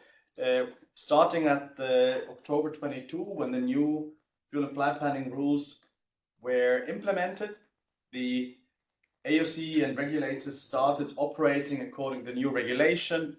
And during this phase, this first phase and the transition phase, some questions and uncertainties came up, which were voiced towards EASA. EASA was aware of the complexity of the new rules and decided well ahead to have this safety promotion task to support the efficient use of the new rules. As you saw from the presentation from Alex, which potential is in there, it is important to understand the whole package and be able to use it efficiently. To achieve this, EASA has set up a team. The team is led by Claude Godel since 1st of May as project manager. And in this team at this point, we have representatives from IATA, from AOCs. We have representatives from IFALDA, from Flight Dispatch. And we have a national regulator represented in this team to work on the questions that we receive from the industry and from the regulators about regulation, about questions in the regulation and interpretation. This is the actual stage of the team. EASA is always checking whether if this is still appropriate or if they have to do some changes in the constitution or expansions of the team, as Francisco has told me before the meeting. What are the targets of this group that we are here represented? It's the clarification of the fuel and flight planning rules and the publication of these clarifications. So it's important to understand that we do not change regulation. What we do is we get the questions from the industry, interpret them and prioritize them, and then publish in this fuel implementation manual the things that we think are helpful for the industry. If there are some things which we think there might be inconsistencies in the regulation, we also make suggestions to EASA according lines with the normal NPA structure, NPA processes that there are, to modify certain paragraphs or certain wordings that are found in the actual regulation. So there's no bypassing of the normal flow of how regulation is worked at. How can you contribute? For us, it's important to get also your questions and things that you might think are inconsistent, so that we can work on them and also prioritize them depending on where we see that big issues are or a lot of questions on the same topic are, so we can prioritize those and work on them first, and maybe leave those topics which are not so interesting for most of people to the side or for a later stage. There are different channels how you can communicate. There's the IATA RCG, for example, where you can channel through, we have mentioned Stefano Prola already. You can channel through there to go to the IATA representatives, or via IFALDA for flight dispatch questions. For NCAA, we have EASA and déjà, which are represented in the group and are willing to be also able to be contacted for the questions, or the traditional pages, the EASA community page, which you will find the fuel manual in. There's also a possibility to comment. Shouldn't be used actually for real questions. We'd rather have them through then the official channels from EASA and the EASA homepage, of course, where you can also put in questions and ideas. That's it about the fuel implementation manual, where we stand right now, and what we've done so far. Thank you, Francisco. Thank you, Thomas. And now there are two Thomas here, Thomas and Thomas. So we. No, I'm not Thomas. Yes. And then we make the difference between Thomas and Tom. So Tom Hakala is going to give us a presentation on statistical contingency fuel. As I announced during my presentation, Tom, you can start trying to share. He's a captain of A330 and A350. He's the fleet technical pilot with aeronautical engineer background in Finnair. You see how clean the snow, the white of this presentation, wonderful. He's involved in the fuel policy and fuel planning, among other responsibilities, as I said, in the Finnair Flight Ops group. And he's leading the fuel efficiency work in Finnair. So welcome, Tom. The floor is yours. Thank you, Francisco, and good afternoon to everybody. Good morning, good evening, wherever you are. Statistical contingency fuel is one of the items we have been working on in this working group, and created some content for the fuel manual as well. So we thought that I would be the correct person to give you a short presentation to highlight some of the things related to statistical contingency fuel. So let's start with the question, why use statistical contingency fuel? There's certain challenges or negative sides of the, let's say, the traditional contingency fuel, because it's only based on, let's say, the flight time and the burn refuel, which is used on a certain percentage or certain endurance. That doesn't meet the requirements on a specific route, as said. Because on a specific route, usually the deviation on a burn comes from either on the departure or the destination end of the flight. It can be that there is some deviation en route as well, but mainly we have seen that it's mostly the destination. So using the old traditional contingency fuel may lead to a situation where the planned contingency fuel is either too small or too big. And if the pilot doesn't trust on this number or the fuel value, they use their own experience to estimate how much discretionary fuel is needed for the flight. As a conclusion of this, as stated in the box, it says that this could really easily lead to a situation where the required fuel amount is either over or underestimated. But with you using the real data and the real statistics to calculate the contingency fuel, it will lead to a more realistic flight plan. That's the goal. The goal is not to reduce the contingency fuel. It's to create a more realistic flight plan.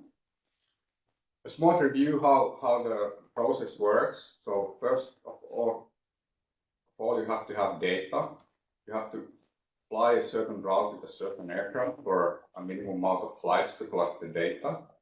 And then you make the comparison between the planned trip fuel and actual trip fuel. And after that, you actually convert the trip fuel deviation to percentage of your planned trip fuel and put it in the statistical distribution, which is called normal distribution usually. And from that distribution, you take certain confidence levels or certain average ratios like 90, 95 or 99%, and use those percentage values then for flight plan. This is how it works in reality. Well, the things I want to highlight of using the statistics is first of all, the data periods. You could make the analysis more accurately if you use a certain time period of the data. This is an example of certain route which Finnair used to fly on Airbus 340 back in the day. And this is an example with the red color where we only took out of the summer season data and used that for summer season statistical contingency fuel calculation for flights which were used on summer season. This is one way to achieve more accuracy in the data. But the other one, which is, in my opinion, more clever, is to weigh the data or bias the data in a certain way. You could have a different kind of weighing.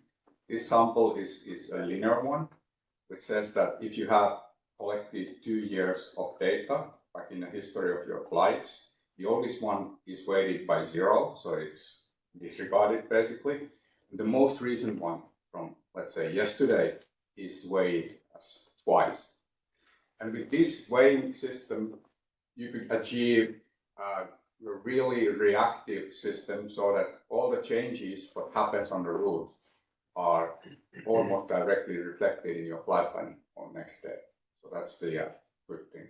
For example, the different times of the year, if ATC changes some procedures on a certain airport or so. And the next thing I want to highlight is the thing which we have also written text into the fuel implementation manual and drafting a new text with GM as well as see on the bottom of the slide is that how to select the coverage of the data which you are using to flight plan a certain route or certain type of traffic in your operations. So we have drafted some text regarding to this on a fuel manual that says that you have to take into the consideration the area where you're flying, the geographic area. Are you flying over an oceanic area? Are you flying in the middle of Europe where there are a lot of airports, for example?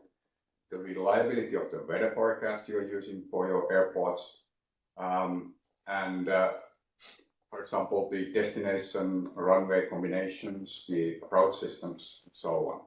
The common practice at the time is for the operators to use basically 3 different kind of coverage ratios. They are 90, 95, and 99% previously.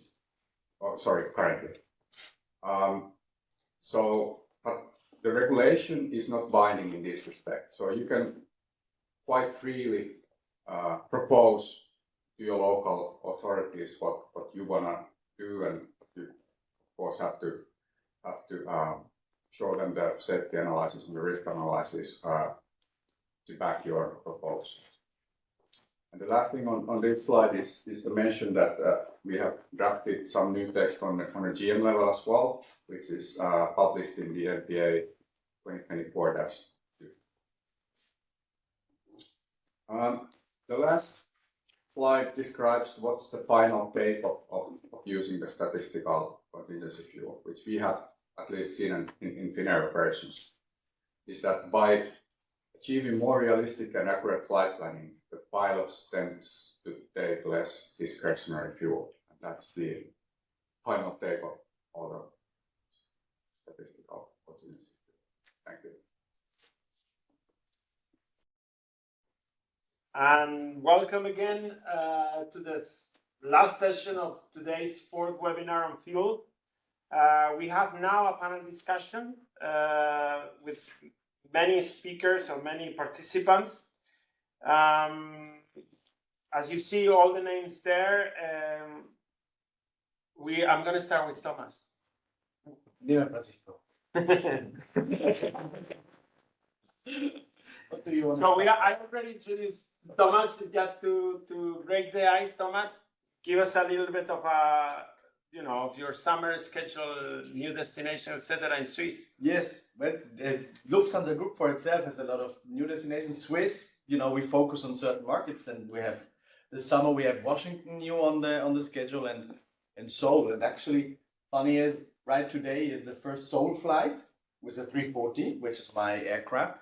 And so special greetings to the crew, which just took off. Nice. To my daughter, who's flight attendant on that flight. Oh, nice. And you cannot use a statistical contingency. 2 years of data. So anyway, Exactly. hey Gabriel, welcome from EASA Spain, aeronautical engineer, technical expert of EASA in flight planning and in flight preparation.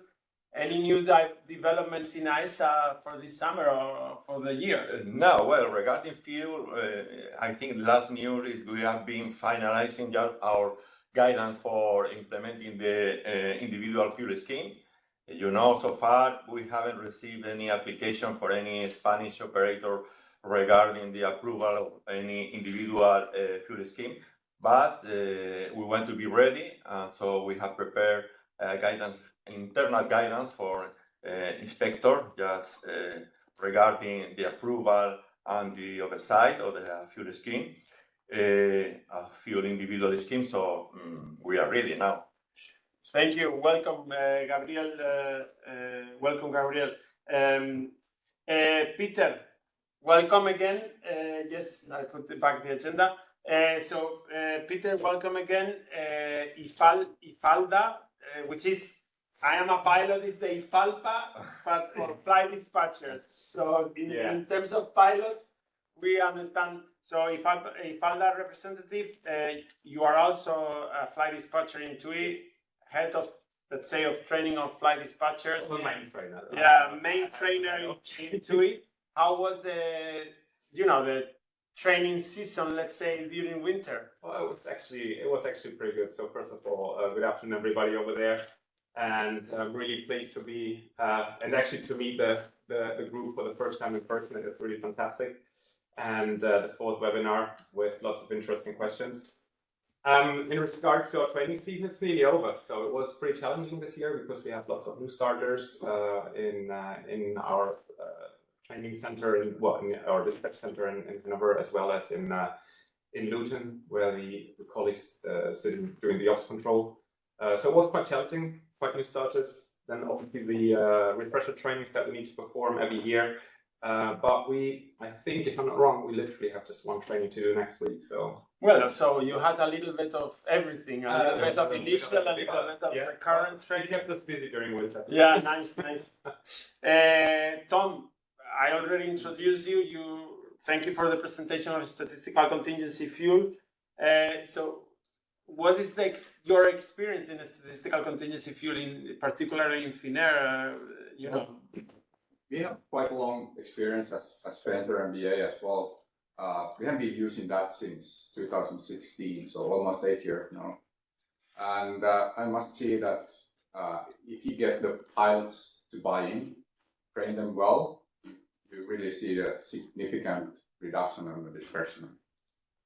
Thank you, Tom. And welcome, Spencer, a representative from the International Airline Group, EAG. He's a captain on 320, a member as well of the rulemaking task 0573, which is the rulemaking task that developed the fuel scheme rules. He's also a fuel efficiency manager in your airline. Welcome, Spencer. Thank you. After your participation in the rulemaking task, and I know that you've been familiar and studying the individual fuel scheme, can you give us a few tips on your side about, as I said, the individual fuel schemes? Yeah, so I think one of the big misconceptions about the individual fuel scheme is that some people think that you need to change the complete fuel policy.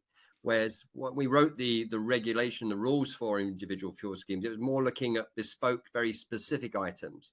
So you wouldn't necessarily change everything within the fuel scheme, but you could change certain things under the individual fuel scheme banner. And for example, if I give an example of that, if you say normally plan for the full missed approach to your destination alternate and joining it up via a SID and a star, you may find that you have data to supplement that to say that you could actually plan from the initial approach fix to your diversion, which is just down to the side of the initial approach fix. So you could do that. But obviously, all of these things, you need to be able to maintain that level of safety or enhance that level of safety. And that's why you have that comprehensive flight monitoring or flight watch system, so that you've got somebody's back behind you, giving you the bigger picture, so you can be a little bit more aggressive in certain areas on your fuel scheme. Thank you, Spencer, and welcome again. Antoine Desjean de la Bastide. Antoine, have I pronounced correctly? Because Yeah, it's fine. okay, Antoine, welcome, French CAA inspector. He's in charge of the development of oversight methods for flight preparation and performance domains. Welcome, Antoine.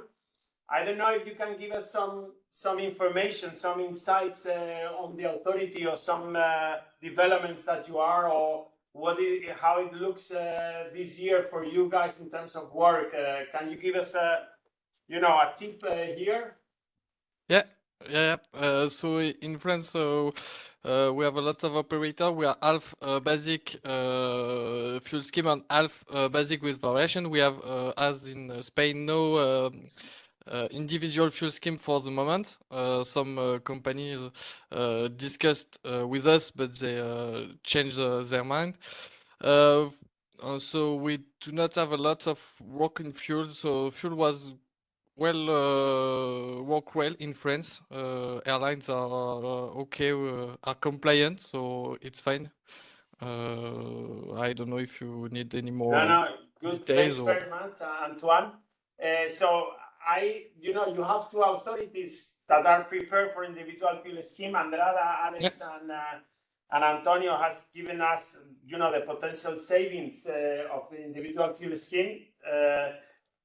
Maybe we need to also promote from the agency and make it maybe and explain better the individual fuel scheme, because you have, for example, two authorities ready for accepting individual fuel scheme. However, the airlines are still hesitant to apply individual fuel schemes and get those savings, both in terms of cost, but also more importantly in terms of CO2.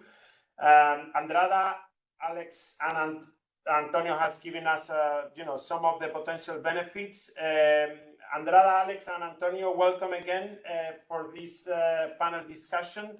My question to you is that you mentioned in your presentation that the airlines currently has implemented, let's say, about 350 million in savings, but potentially there's more than 1,000 million euros of savings if, let's say the whole industry started to apply the fuel schemes, all the possible, let's say, flexibility provisions that they are embedded in the regulation.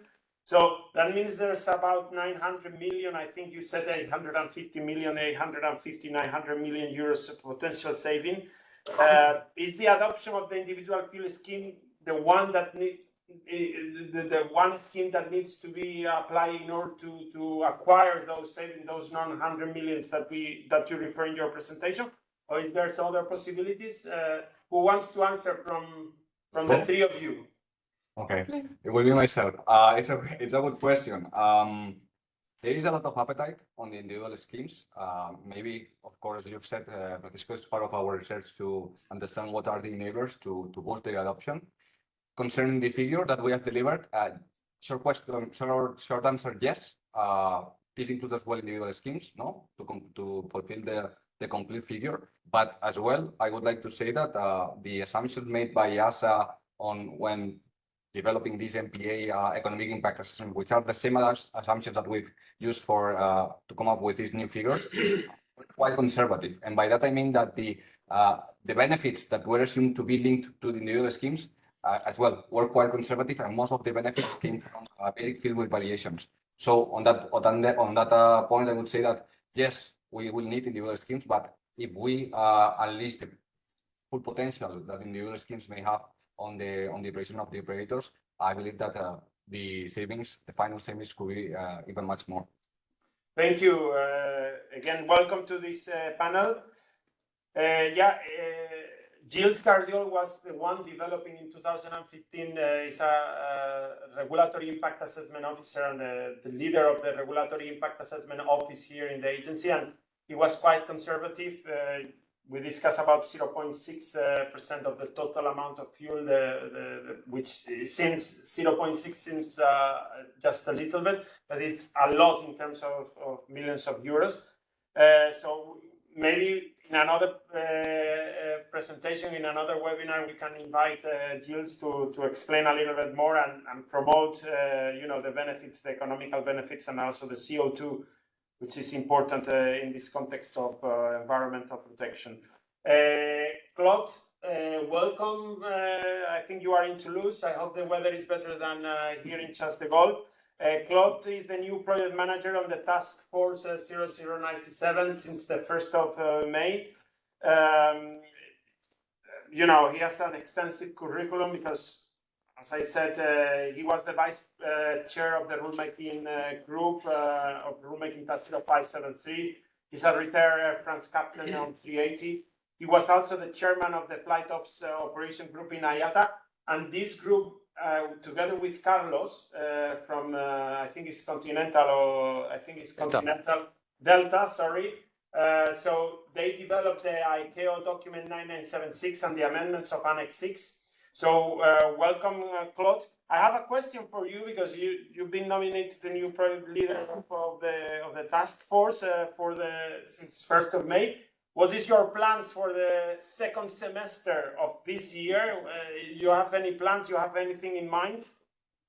Yes, first of all, good afternoon, everybody. It's a pleasure to be back in this discussion about fuel. It's a long time that I am part of the discussion.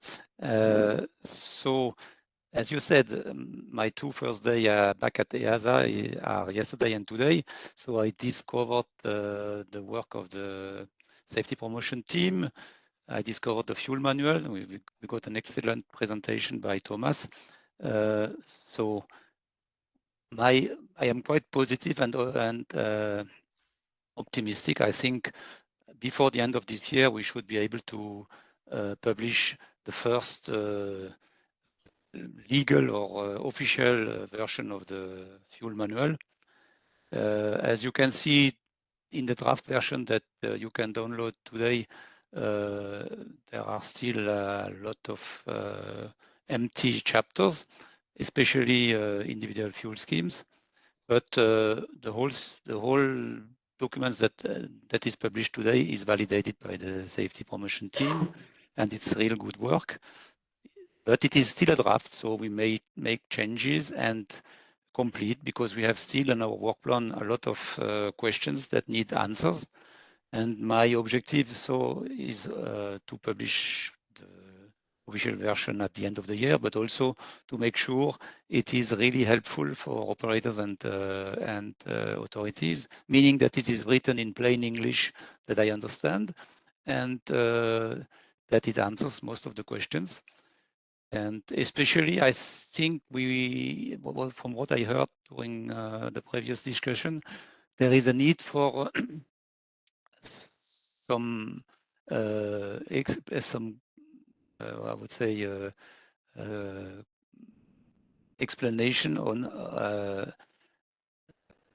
the individual fuel schemes.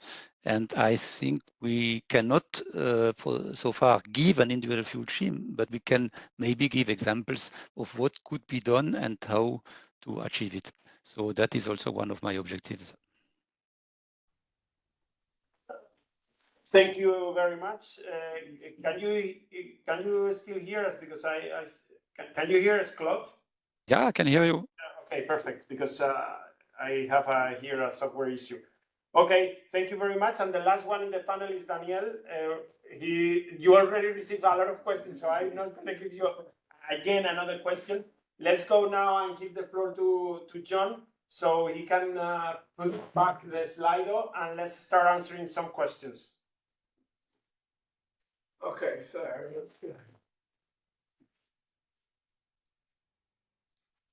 okay, great. Yeah. So the most voted one is from Anonymous. So welcome, Anonymous. Since planning, by the way, he or she put this question at the very beginning. So thank you very much. So since planning without an alternate became a variation of the basic schemes in 2023, do we need to apply for a new basic fuel scheme with variation, no destination alternate add-on, to plan with no alternate? And if yes, what we need to fulfill to get the variation? So first of all, we amend this title because it was just a title in the AMC CATO PMPA 182. when you look at the explanatory note, the intention of the rulemaking group was, and indeed, to be a variation, but we merged, editorially speaking, the two. We missed the title, and that's why it's not that we converted now. It was the intention from the beginning. The variation is a title, and it means that either at operator level or at operational level, organizational level, or at operational level, there is some extra requirements from the basic. When you go to the no destination alternate, you will see that there's no operator organizations requirement, so there's no fuel consumption monitoring system or flight monitoring or flight watch capabilities, etc. The only requirements, the requirements are more on the operational part, and that means that you need to comply with certain weather and certain characteristics of the airport. So this is where the variation comes, and this is the, let's say, extra mile that you need to apply in order to fulfill the no destination alternate variation. I don't know if the authority can tell me about the approvals or about I think, Francisco, perhaps the question goes, if I have, let's say, approved under the umbrella of my basic fuel scheme, I have approved the procedure of no destination alternate aerodrome. So what happens now that this is not going anymore an issue of the basic fuel scheme, but it's a basic fuel scheme with variation. So from my point of view, there is a change in the fuel policy. So far, you have a basic fuel scheme. So if you want to get this procedure, you need to apply, of course, for a basic fuel scheme with variation. So it's an editorial change, perhaps. So it could be a very easy or a very straightforward process on the side of the national authority. But in my opinion, you should give some regular stake to this action. So yes, you should amend your operation manual to change your fuel policy description and to apply for an approval in the same way that you should apply for any other change of your fuel policy. So you should apply for approval of the change of the operation manual, and you should also give to the authority anything related with that. Let's say the management change report, the safety risk analysis, and anything that can support your requirement. So in this case, it should be very easy, but I think it should be done in this way. So, but if you already had them, so when you apply to the new variation, of course you have to do all of this. If you didn't, if you don't require any change in the manual, because maybe you didn't mention in the manual that you don't go into the idea of the variation or not variation, you just simply explain this is an editorial change. Yeah, it could be an editorial change or even no change depending on how you have drafted your manual. Yeah. So it will see, and by the way, there's the possibility in AutoGen management of change that editorial amendments, you may have an agreement with the authority that editorial amendments require a prior approval, etc. So it will pretty much depend on the situation you have with your authority. It should be an agreement between the operator and the authority. The possibilities of this, there's no clear, let's say, answer that it depends on how your authority and you are organized with your authority. It may not be any change. It may be an editorial change, or it may be a further change that requires all what Gabriel just described. So I think this Francisco, one addition from a general perspective, I remember that we had similar questions in the last webinar. And what just came to my mind is we might check as a group after the webinar if it would be helpful to have a list in the fuel manual, fuel implementation manual, whether stating, you know, which variations are there and what conditions do they require. It is not really very complicated, but sometimes if you have to look from one GM to an AMC to the next IR, you might lose track. So we may consider to make this list in the fuel implementation manual if it helps. Yeah, I mean, Claude is the project manager. It's strange because I wrote this on my paper 1 hour ago. So good. Maybe the third question basically goes into the same direction as the question that we're actually debating right now, the one with the statistical taxi fuel. It is required to have a fuel monitoring system in place to use a statistical taxi fuel. I need to check the regulation. I have quickly checked. So maybe it is easier to answer the question in general. Any requirement that comes with a variation that you want to apply for is actually described in the variation itself. So for example, if you want to move from 5% contingency fuel to 3% contingency fuel, there is the requirement described as the fuel consumption monitoring system. Correct me if I'm wrong here. So if there is none for the statistical taxi fuel, as far as I understand it, there is none. There's one sentence. It's just one sentence. You can use either or. Nevertheless, since it's a variation, obviously, you're deviating from your basic fuel scheme package. That means that you have to apply for it. Yeah, it's in AMC 6 CATO P.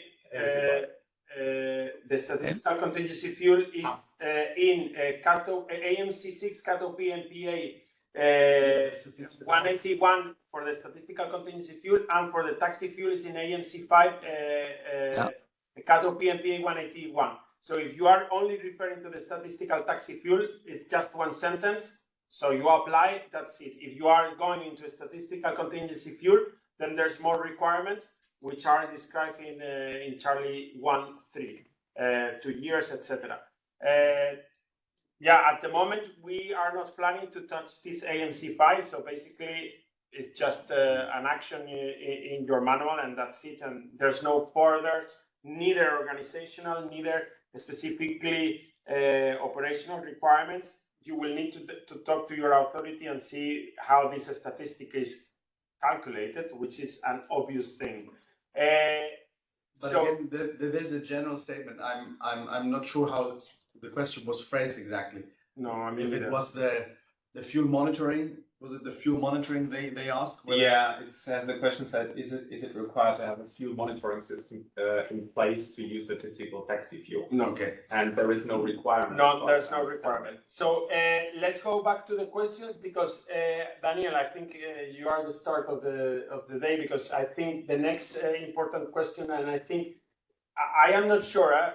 Let's read it together from Pedro Figueira.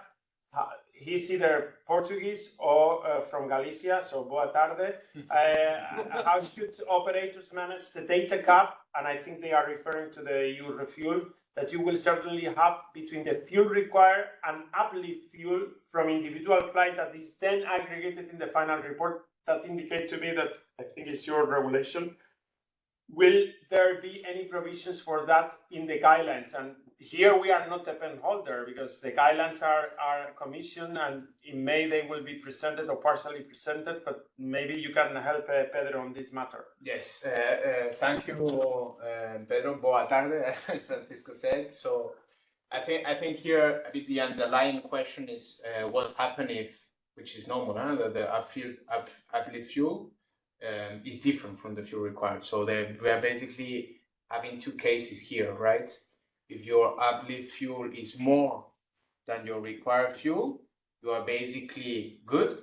So you are basically in line with the regulation, and what the regulation says is that basically you need to say you will need to report that you are compliant and everything is good. If you the aggregated data. And here, remember, let's remind all what we were speaking about in terms of the aggregation of data. If in 1 year, in one specific airport, over all the flights of that airport, it happened that your uplifted fuel is a bit less than what was required per the regulation, then is when these options of justifications, exceptions, and so on will kick in, right? And that's where the guidelines will help understanding a bit how this will be treated. But that's the logic, right? If your uplifted fuel is more than your fuel required, all good for that particular airport. If your fuel uplifted fuel is a bit less than your fuel required, you would need to have these justifications being provided. So that's with the how to be treated, and that's the relation with the guidelines. It says, my question is more related to missing values from international flights. Individual flights. Sorry? So he says he's just added in the chat, my question is more related to missing values from individual flights. Missing value. So that Yes. maybe there are some flights that they didn't, that they lose the data. They lose the data. They lost the data. It's a very good question. I think that's typically what needs to be clarified. So how if for whatever reason you have one flight that you don't provide, that there is a data gap. Yeah, Let's because call it like this. you miss the data, Yeah, and this can happen, and maybe this is something that we need to say to WIM and to the Commission. It's a good because it's a very good question. What happens if you can have a cyber attack as well. You can have an informatic problem, and we know that sometimes, especially if this data is safe, it's especially sometimes in many aircrafts, they send the data digitally, through internet, and maybe you may have a data gap, Yes, and this is a very good question. We didn't, Very good question. Thank you for bringing this up. And at the end of the day, the important thing as well is to if these situations happen, to gather evidence, right? If you are able to gather evidence, is always help making the case in front of your authority, in front of your authority. But it's important that we pass this message to the Commission in May, and especially to WIM, which is the focal point of this matter. Well, you and your colleague WIM to take this into account and pass this information to the Commission. So Daniel said then by data gap he means that we can miss the data, what we just talked about there, various reasons. Yeah, shall we like in ETS use a tool like eMeter or CERT tool where they can have 5% of lost data? That's a very good point, Daniel, and we can see that you are an expert on ETS, because exactly that's the case. So the very similar or parallel regulation, which is EU ETS, gives you information on how to treat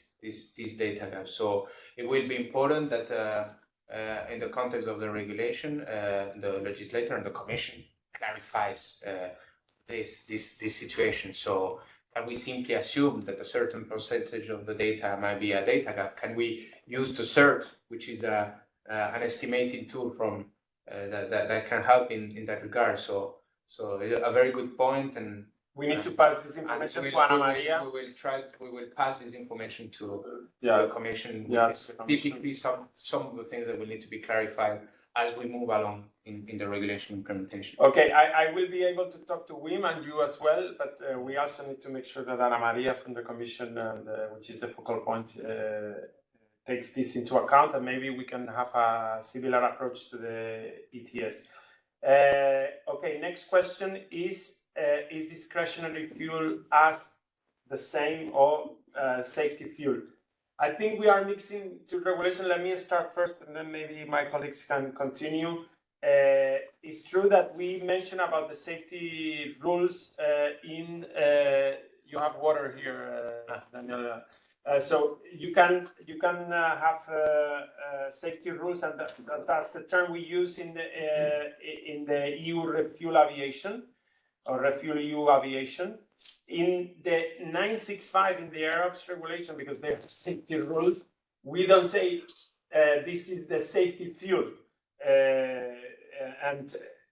but the safety fuel that is referred in the EU ReFuel, it means discretionary fuel, extra fuel, and all the safety fuel, so CATO PMPA 181, which is required and are the safety rules. So when the EU ReFuel refers to safety, it refers to CATO PMPA 181 in planning at planning stage, and furthermore in CATO PMPA 182 and 185 is depending on the in-flight fuel management and aerodrome selection, and that's where we refer. But discretionary fuel is not the same as safety rule. The safety rules are much more, and as I said, are the whole CATO PMPA 181 in terms of EU ReFuel. I don't know if this gentleman can clarify further this question if I am not answering. Anything to add on the table? Okay, so let's move on to the next question, John. So next question, and we are trying, there are some interesting questions that didn't receive a vote, but we have many questions below, which are also interesting at the moment. We've only got 6 questions. Yeah. So yeah, but we have only 15 minutes more, so I don't know if we will be able to answer all of them. But anyway, well, let's try to go quickly. This is NCC. I have to say I'm not an expert because I am heavy metal commercial and transporter Airbus 330. But let's see if we can try to answer. When will NCC operators will be allowed to apply the variation, so 3%, to operators? So let me say something. When we developed the rulemaking task 0573, at that time there was very little rules on NCC fuel. So it was about a matter of the group, the experts selected by the industry, which helped us to develop the new rules on NCC. And they had a limited time, unfortunately, because the rulemaking task had specific timelines, and they only reached the amount that they reached.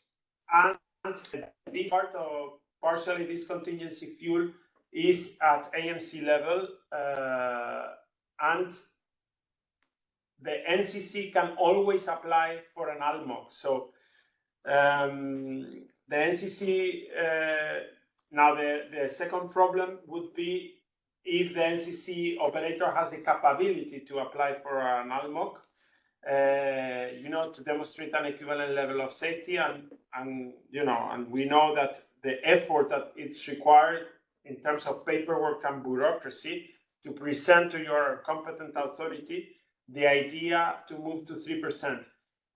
This is something that we take into account. Maybe it's something to discuss in the fuel manual. As I said, unfortunately, if you see the work plan that these guys of the SPP09, so the task force has, they could be years and years of small tasks that they need to fix and to explain further, because there are many issues. As I said, generally speaking, we can discuss this part and to incorporate it in the regulation, but I think the quickest way would be to think about an ALMOC, if this is possible, with your competent authority, and if that would be something that you could discuss with your competent authority.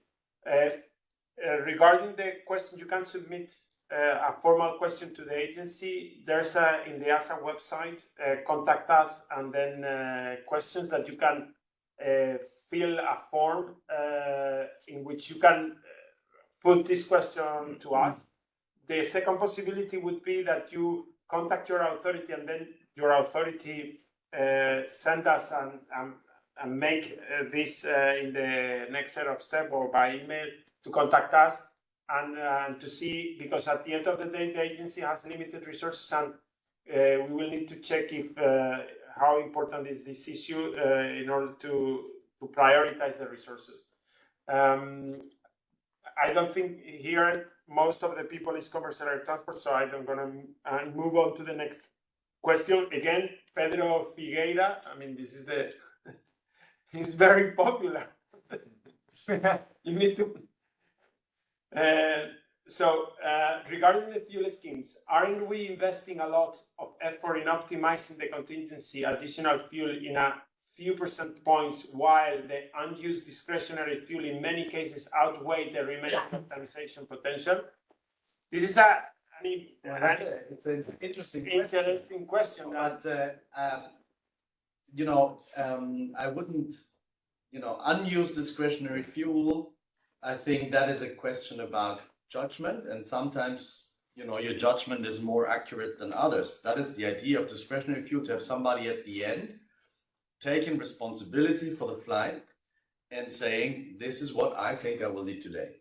But I think there is a big potential here, and that is what Tom Marcala in his presentation. Yeah, let's come into that. Yeah, this is exactly the thing, that if you get the pilots trained to buy in the statistics, they will do it by themselves.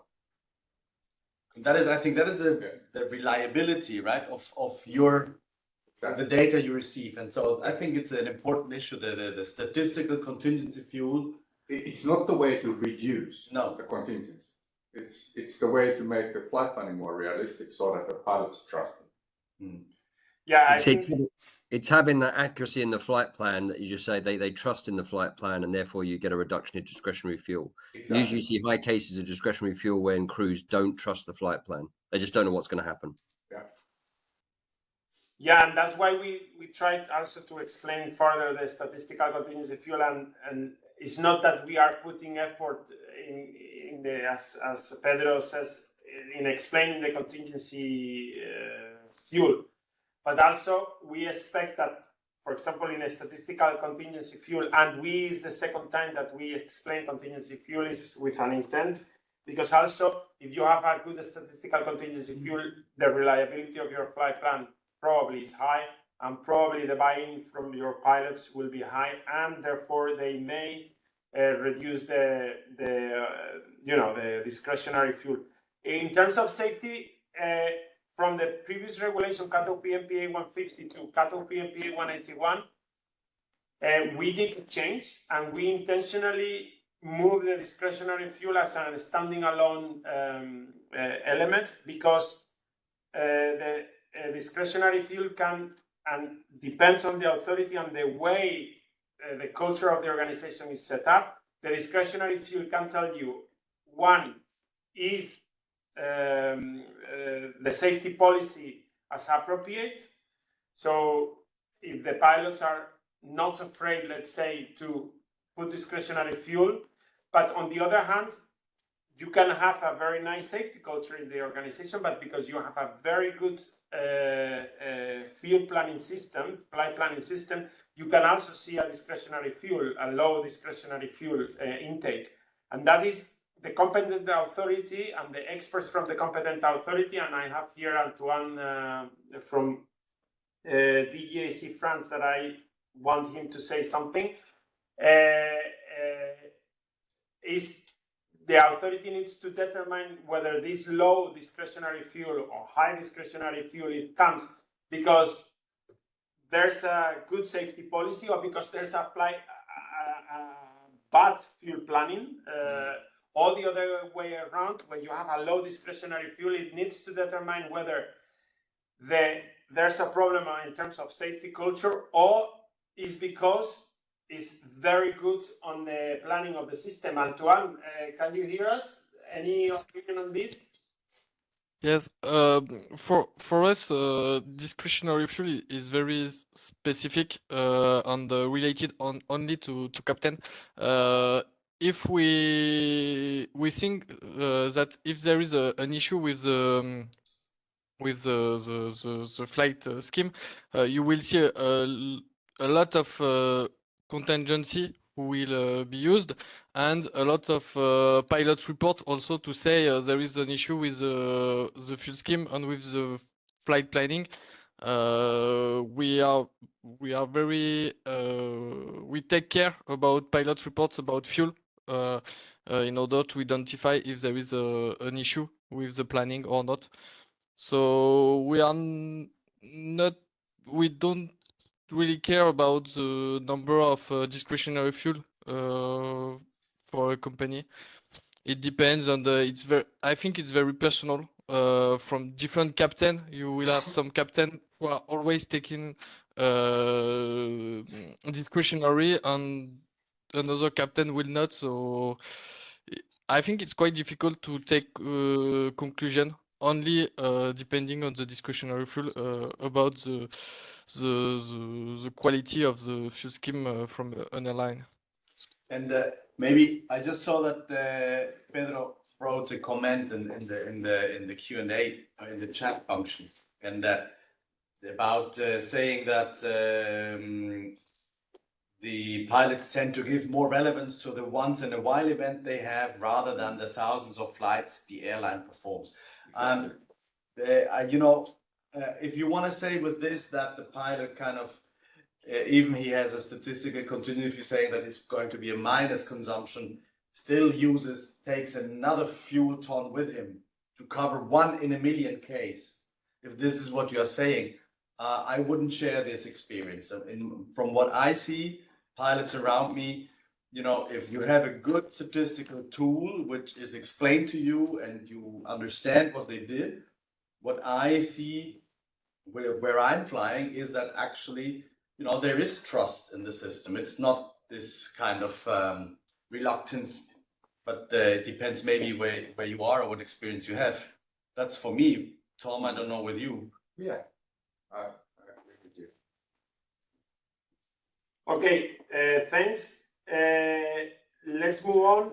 By the way, I checked on the meantime the regulation, and I confirmed that for the NCC operators, I would suggest that you do an ALMOC if you want the 3%, and while there's some internal discussion about the 3% for NCC operators, I would suggest that you apply an ALMOC to the AMC1 NCC OP 131 Charlie 1, and then you just, let's say in your ALMOC, you copy paste the cut 3% provisions, and then you apply for an ALMOC, which in the NCC is a little bit lighter, the ALMOC procedure, than for commercial transport, and maybe it's a solution in the quick round. We can maybe explain this in the fuel implementation manual to help this implementation regarding the 3%. Let's continue with the questions, and we have less than 10 minutes. John, so the next one is from Sylvie Perez. Thank you for your question. I understand that the individual fuel scheme requires 2 independent airborne communication systems. This question has been popping in different webinars.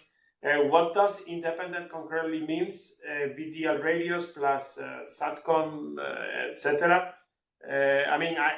I think Peter and maybe an airline operator could reply to this, because Peter, in one hand, you are in the flight dispatching, and I think they are referring to the 2 independent airborne communication systems, referring to the flight monitoring and flight watch.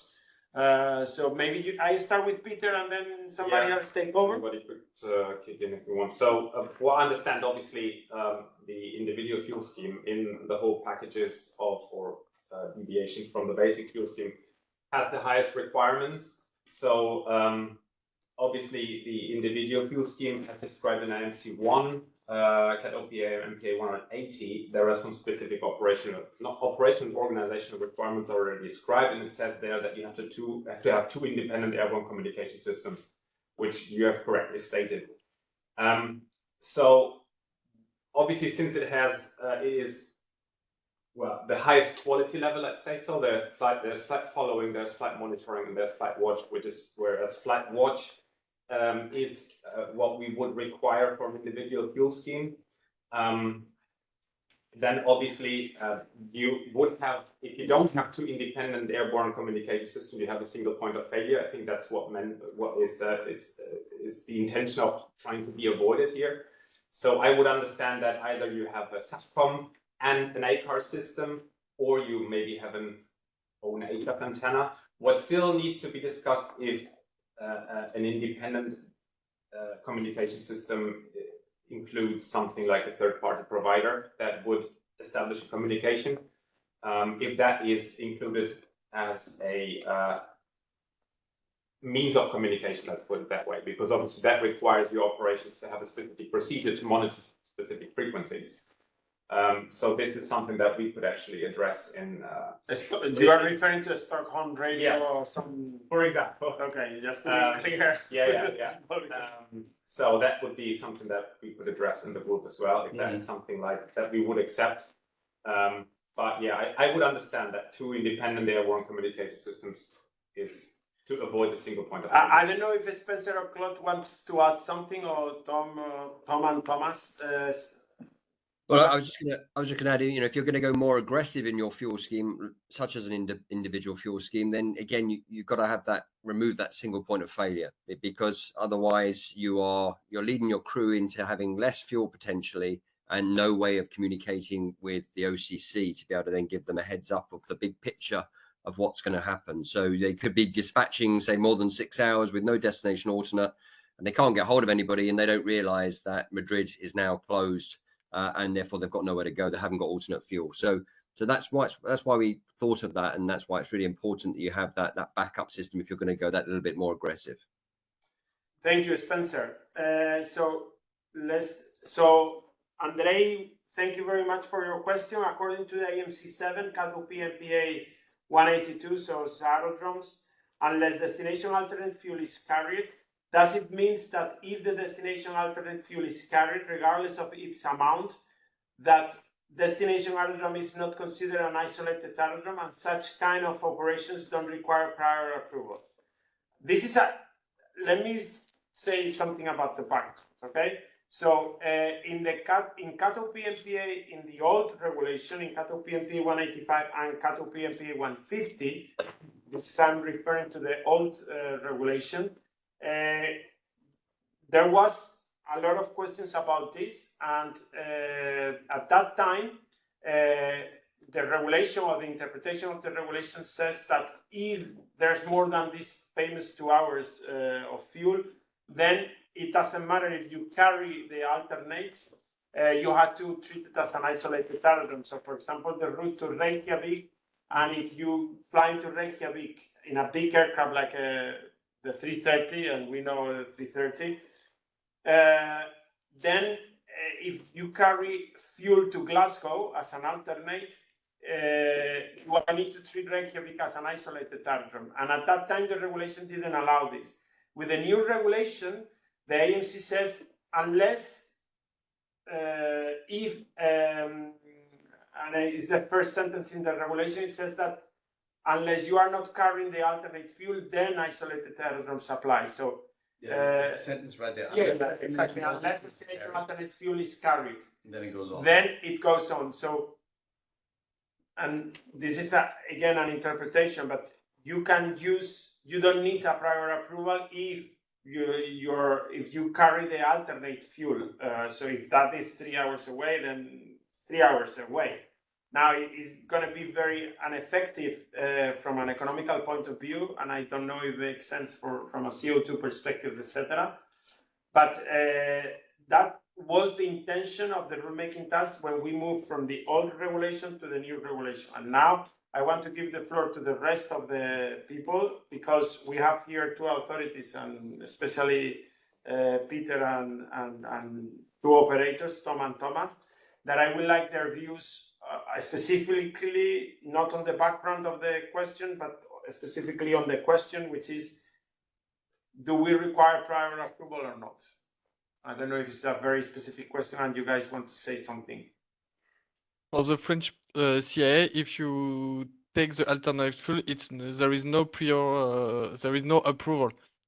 We had one case in France for an airline who took more than 2 hours of an alternate fuel for economical reason, etc. They prefer to divert on a classic airport for us.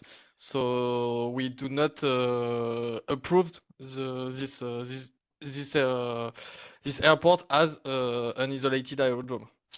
So in France, we just have one. It's Papet in the French Polynesia. Thank you. That was the intent, Antoine, because we had a similar case from Spain in the old rules from Spain with the 330 to Reykjavik, and they wanted to take Glasgow the alternate, and at that time the regulation didn't allow this. Now with the new regulation, this specific company will be able to fly with no problem. I don't know if anybody wants to say anything else. Maybe another example is Seychelles. Seychelles, we could use it as an isolated, but for one on a 777 or 1 ton more or 2 ton more, you have the alternate on the African coast. So we don't use it as we didn't use it as an isolated aerodrome. Okay, thanks. And I think this is pretty much related. What are the requirements to obtain prior approval from the competent authority on the isolated aerodrome? Remember that the CATO PMPA, I think, ARO OPS 225, if I remember well, ARO OPS 225, there's a requirement in the implementing rule that says that isolated aerodrome requires prior approval, and then the provisions of the isolated aerodrome are there in the AMC 7. There's no, let's say, I can't remember now because I am doing this by heart. I don't know if there's any organizational requirements. I know that there's many operational requirements, like a decision point, and then certain weather minima for the isolated aerodrome destination. Flight planning system, adequate. Okay, so there's an organizational requirement from an operator point of view that you require an advanced flight planning system, a computerized flight planning system, in order to properly calculate this. And then, point of no return. Yeah, and then in-flight fuel management policy as well, because on the point of no return, there's certain things that needs to be done. So yeah, I don't know exactly what Andrei wanted to say regarding this question, but what are the requirements to obtain? There are a few requirements, and you can check this in the regulation in the AMC 7, and remember that there's another part of the regulation that you need to see in ARO OPS 225, ARO OPS 225 in Annex 2 of the 965. So I think that's it. Let's call it a day.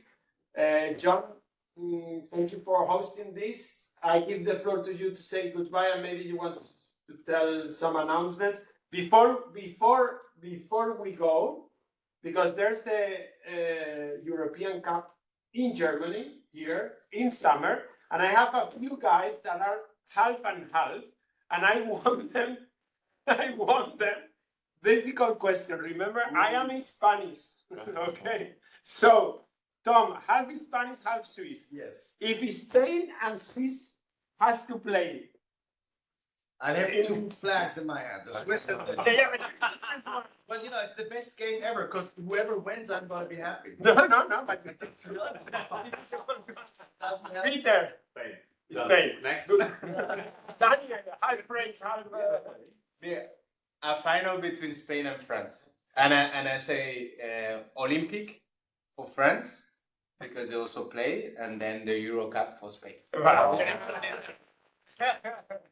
The rest of you, Finland, Spain, and if it makes well, you are half German, half UK. So what will happen then? That's a tough one, isn't it? And I cheer for both. It's the same. for once, I get a chance to win. So that's all I care about. I have double the chance. But actually, if it makes you all feel any better or worse, I actually managed to get tickets in the lottery for the second round game with the group with Spain. Oh, the winners of the Spain group. So nice. It looks like in Cologne. So it looks like I might get one game. My wife, of course, is hoping that Scotland take the third place playoff to play maybe Spain in that third round. So okay, let's see. You might get lucky. So, anyway, just to thank you very much. Yeah. And just one last thing, just to mention is the first week of July. We know the topic of GNSS outages, conflict zones, all of that is a big thing. So it's worth highlighting. 2nd to 4th of July, we have in Warsaw the World Overflight Risk Conference, which is probably a really important event for everybody to be aware of. All of the information for that is on the EASA event page. It's in person though, because it's quite a sensitive topic and something needs to be talked about in person. So look that one up. And all of the presentations, all of the other material and the recording of this should be online hopefully by Friday. So thank you very much. Take care. Enjoy the rest of the day.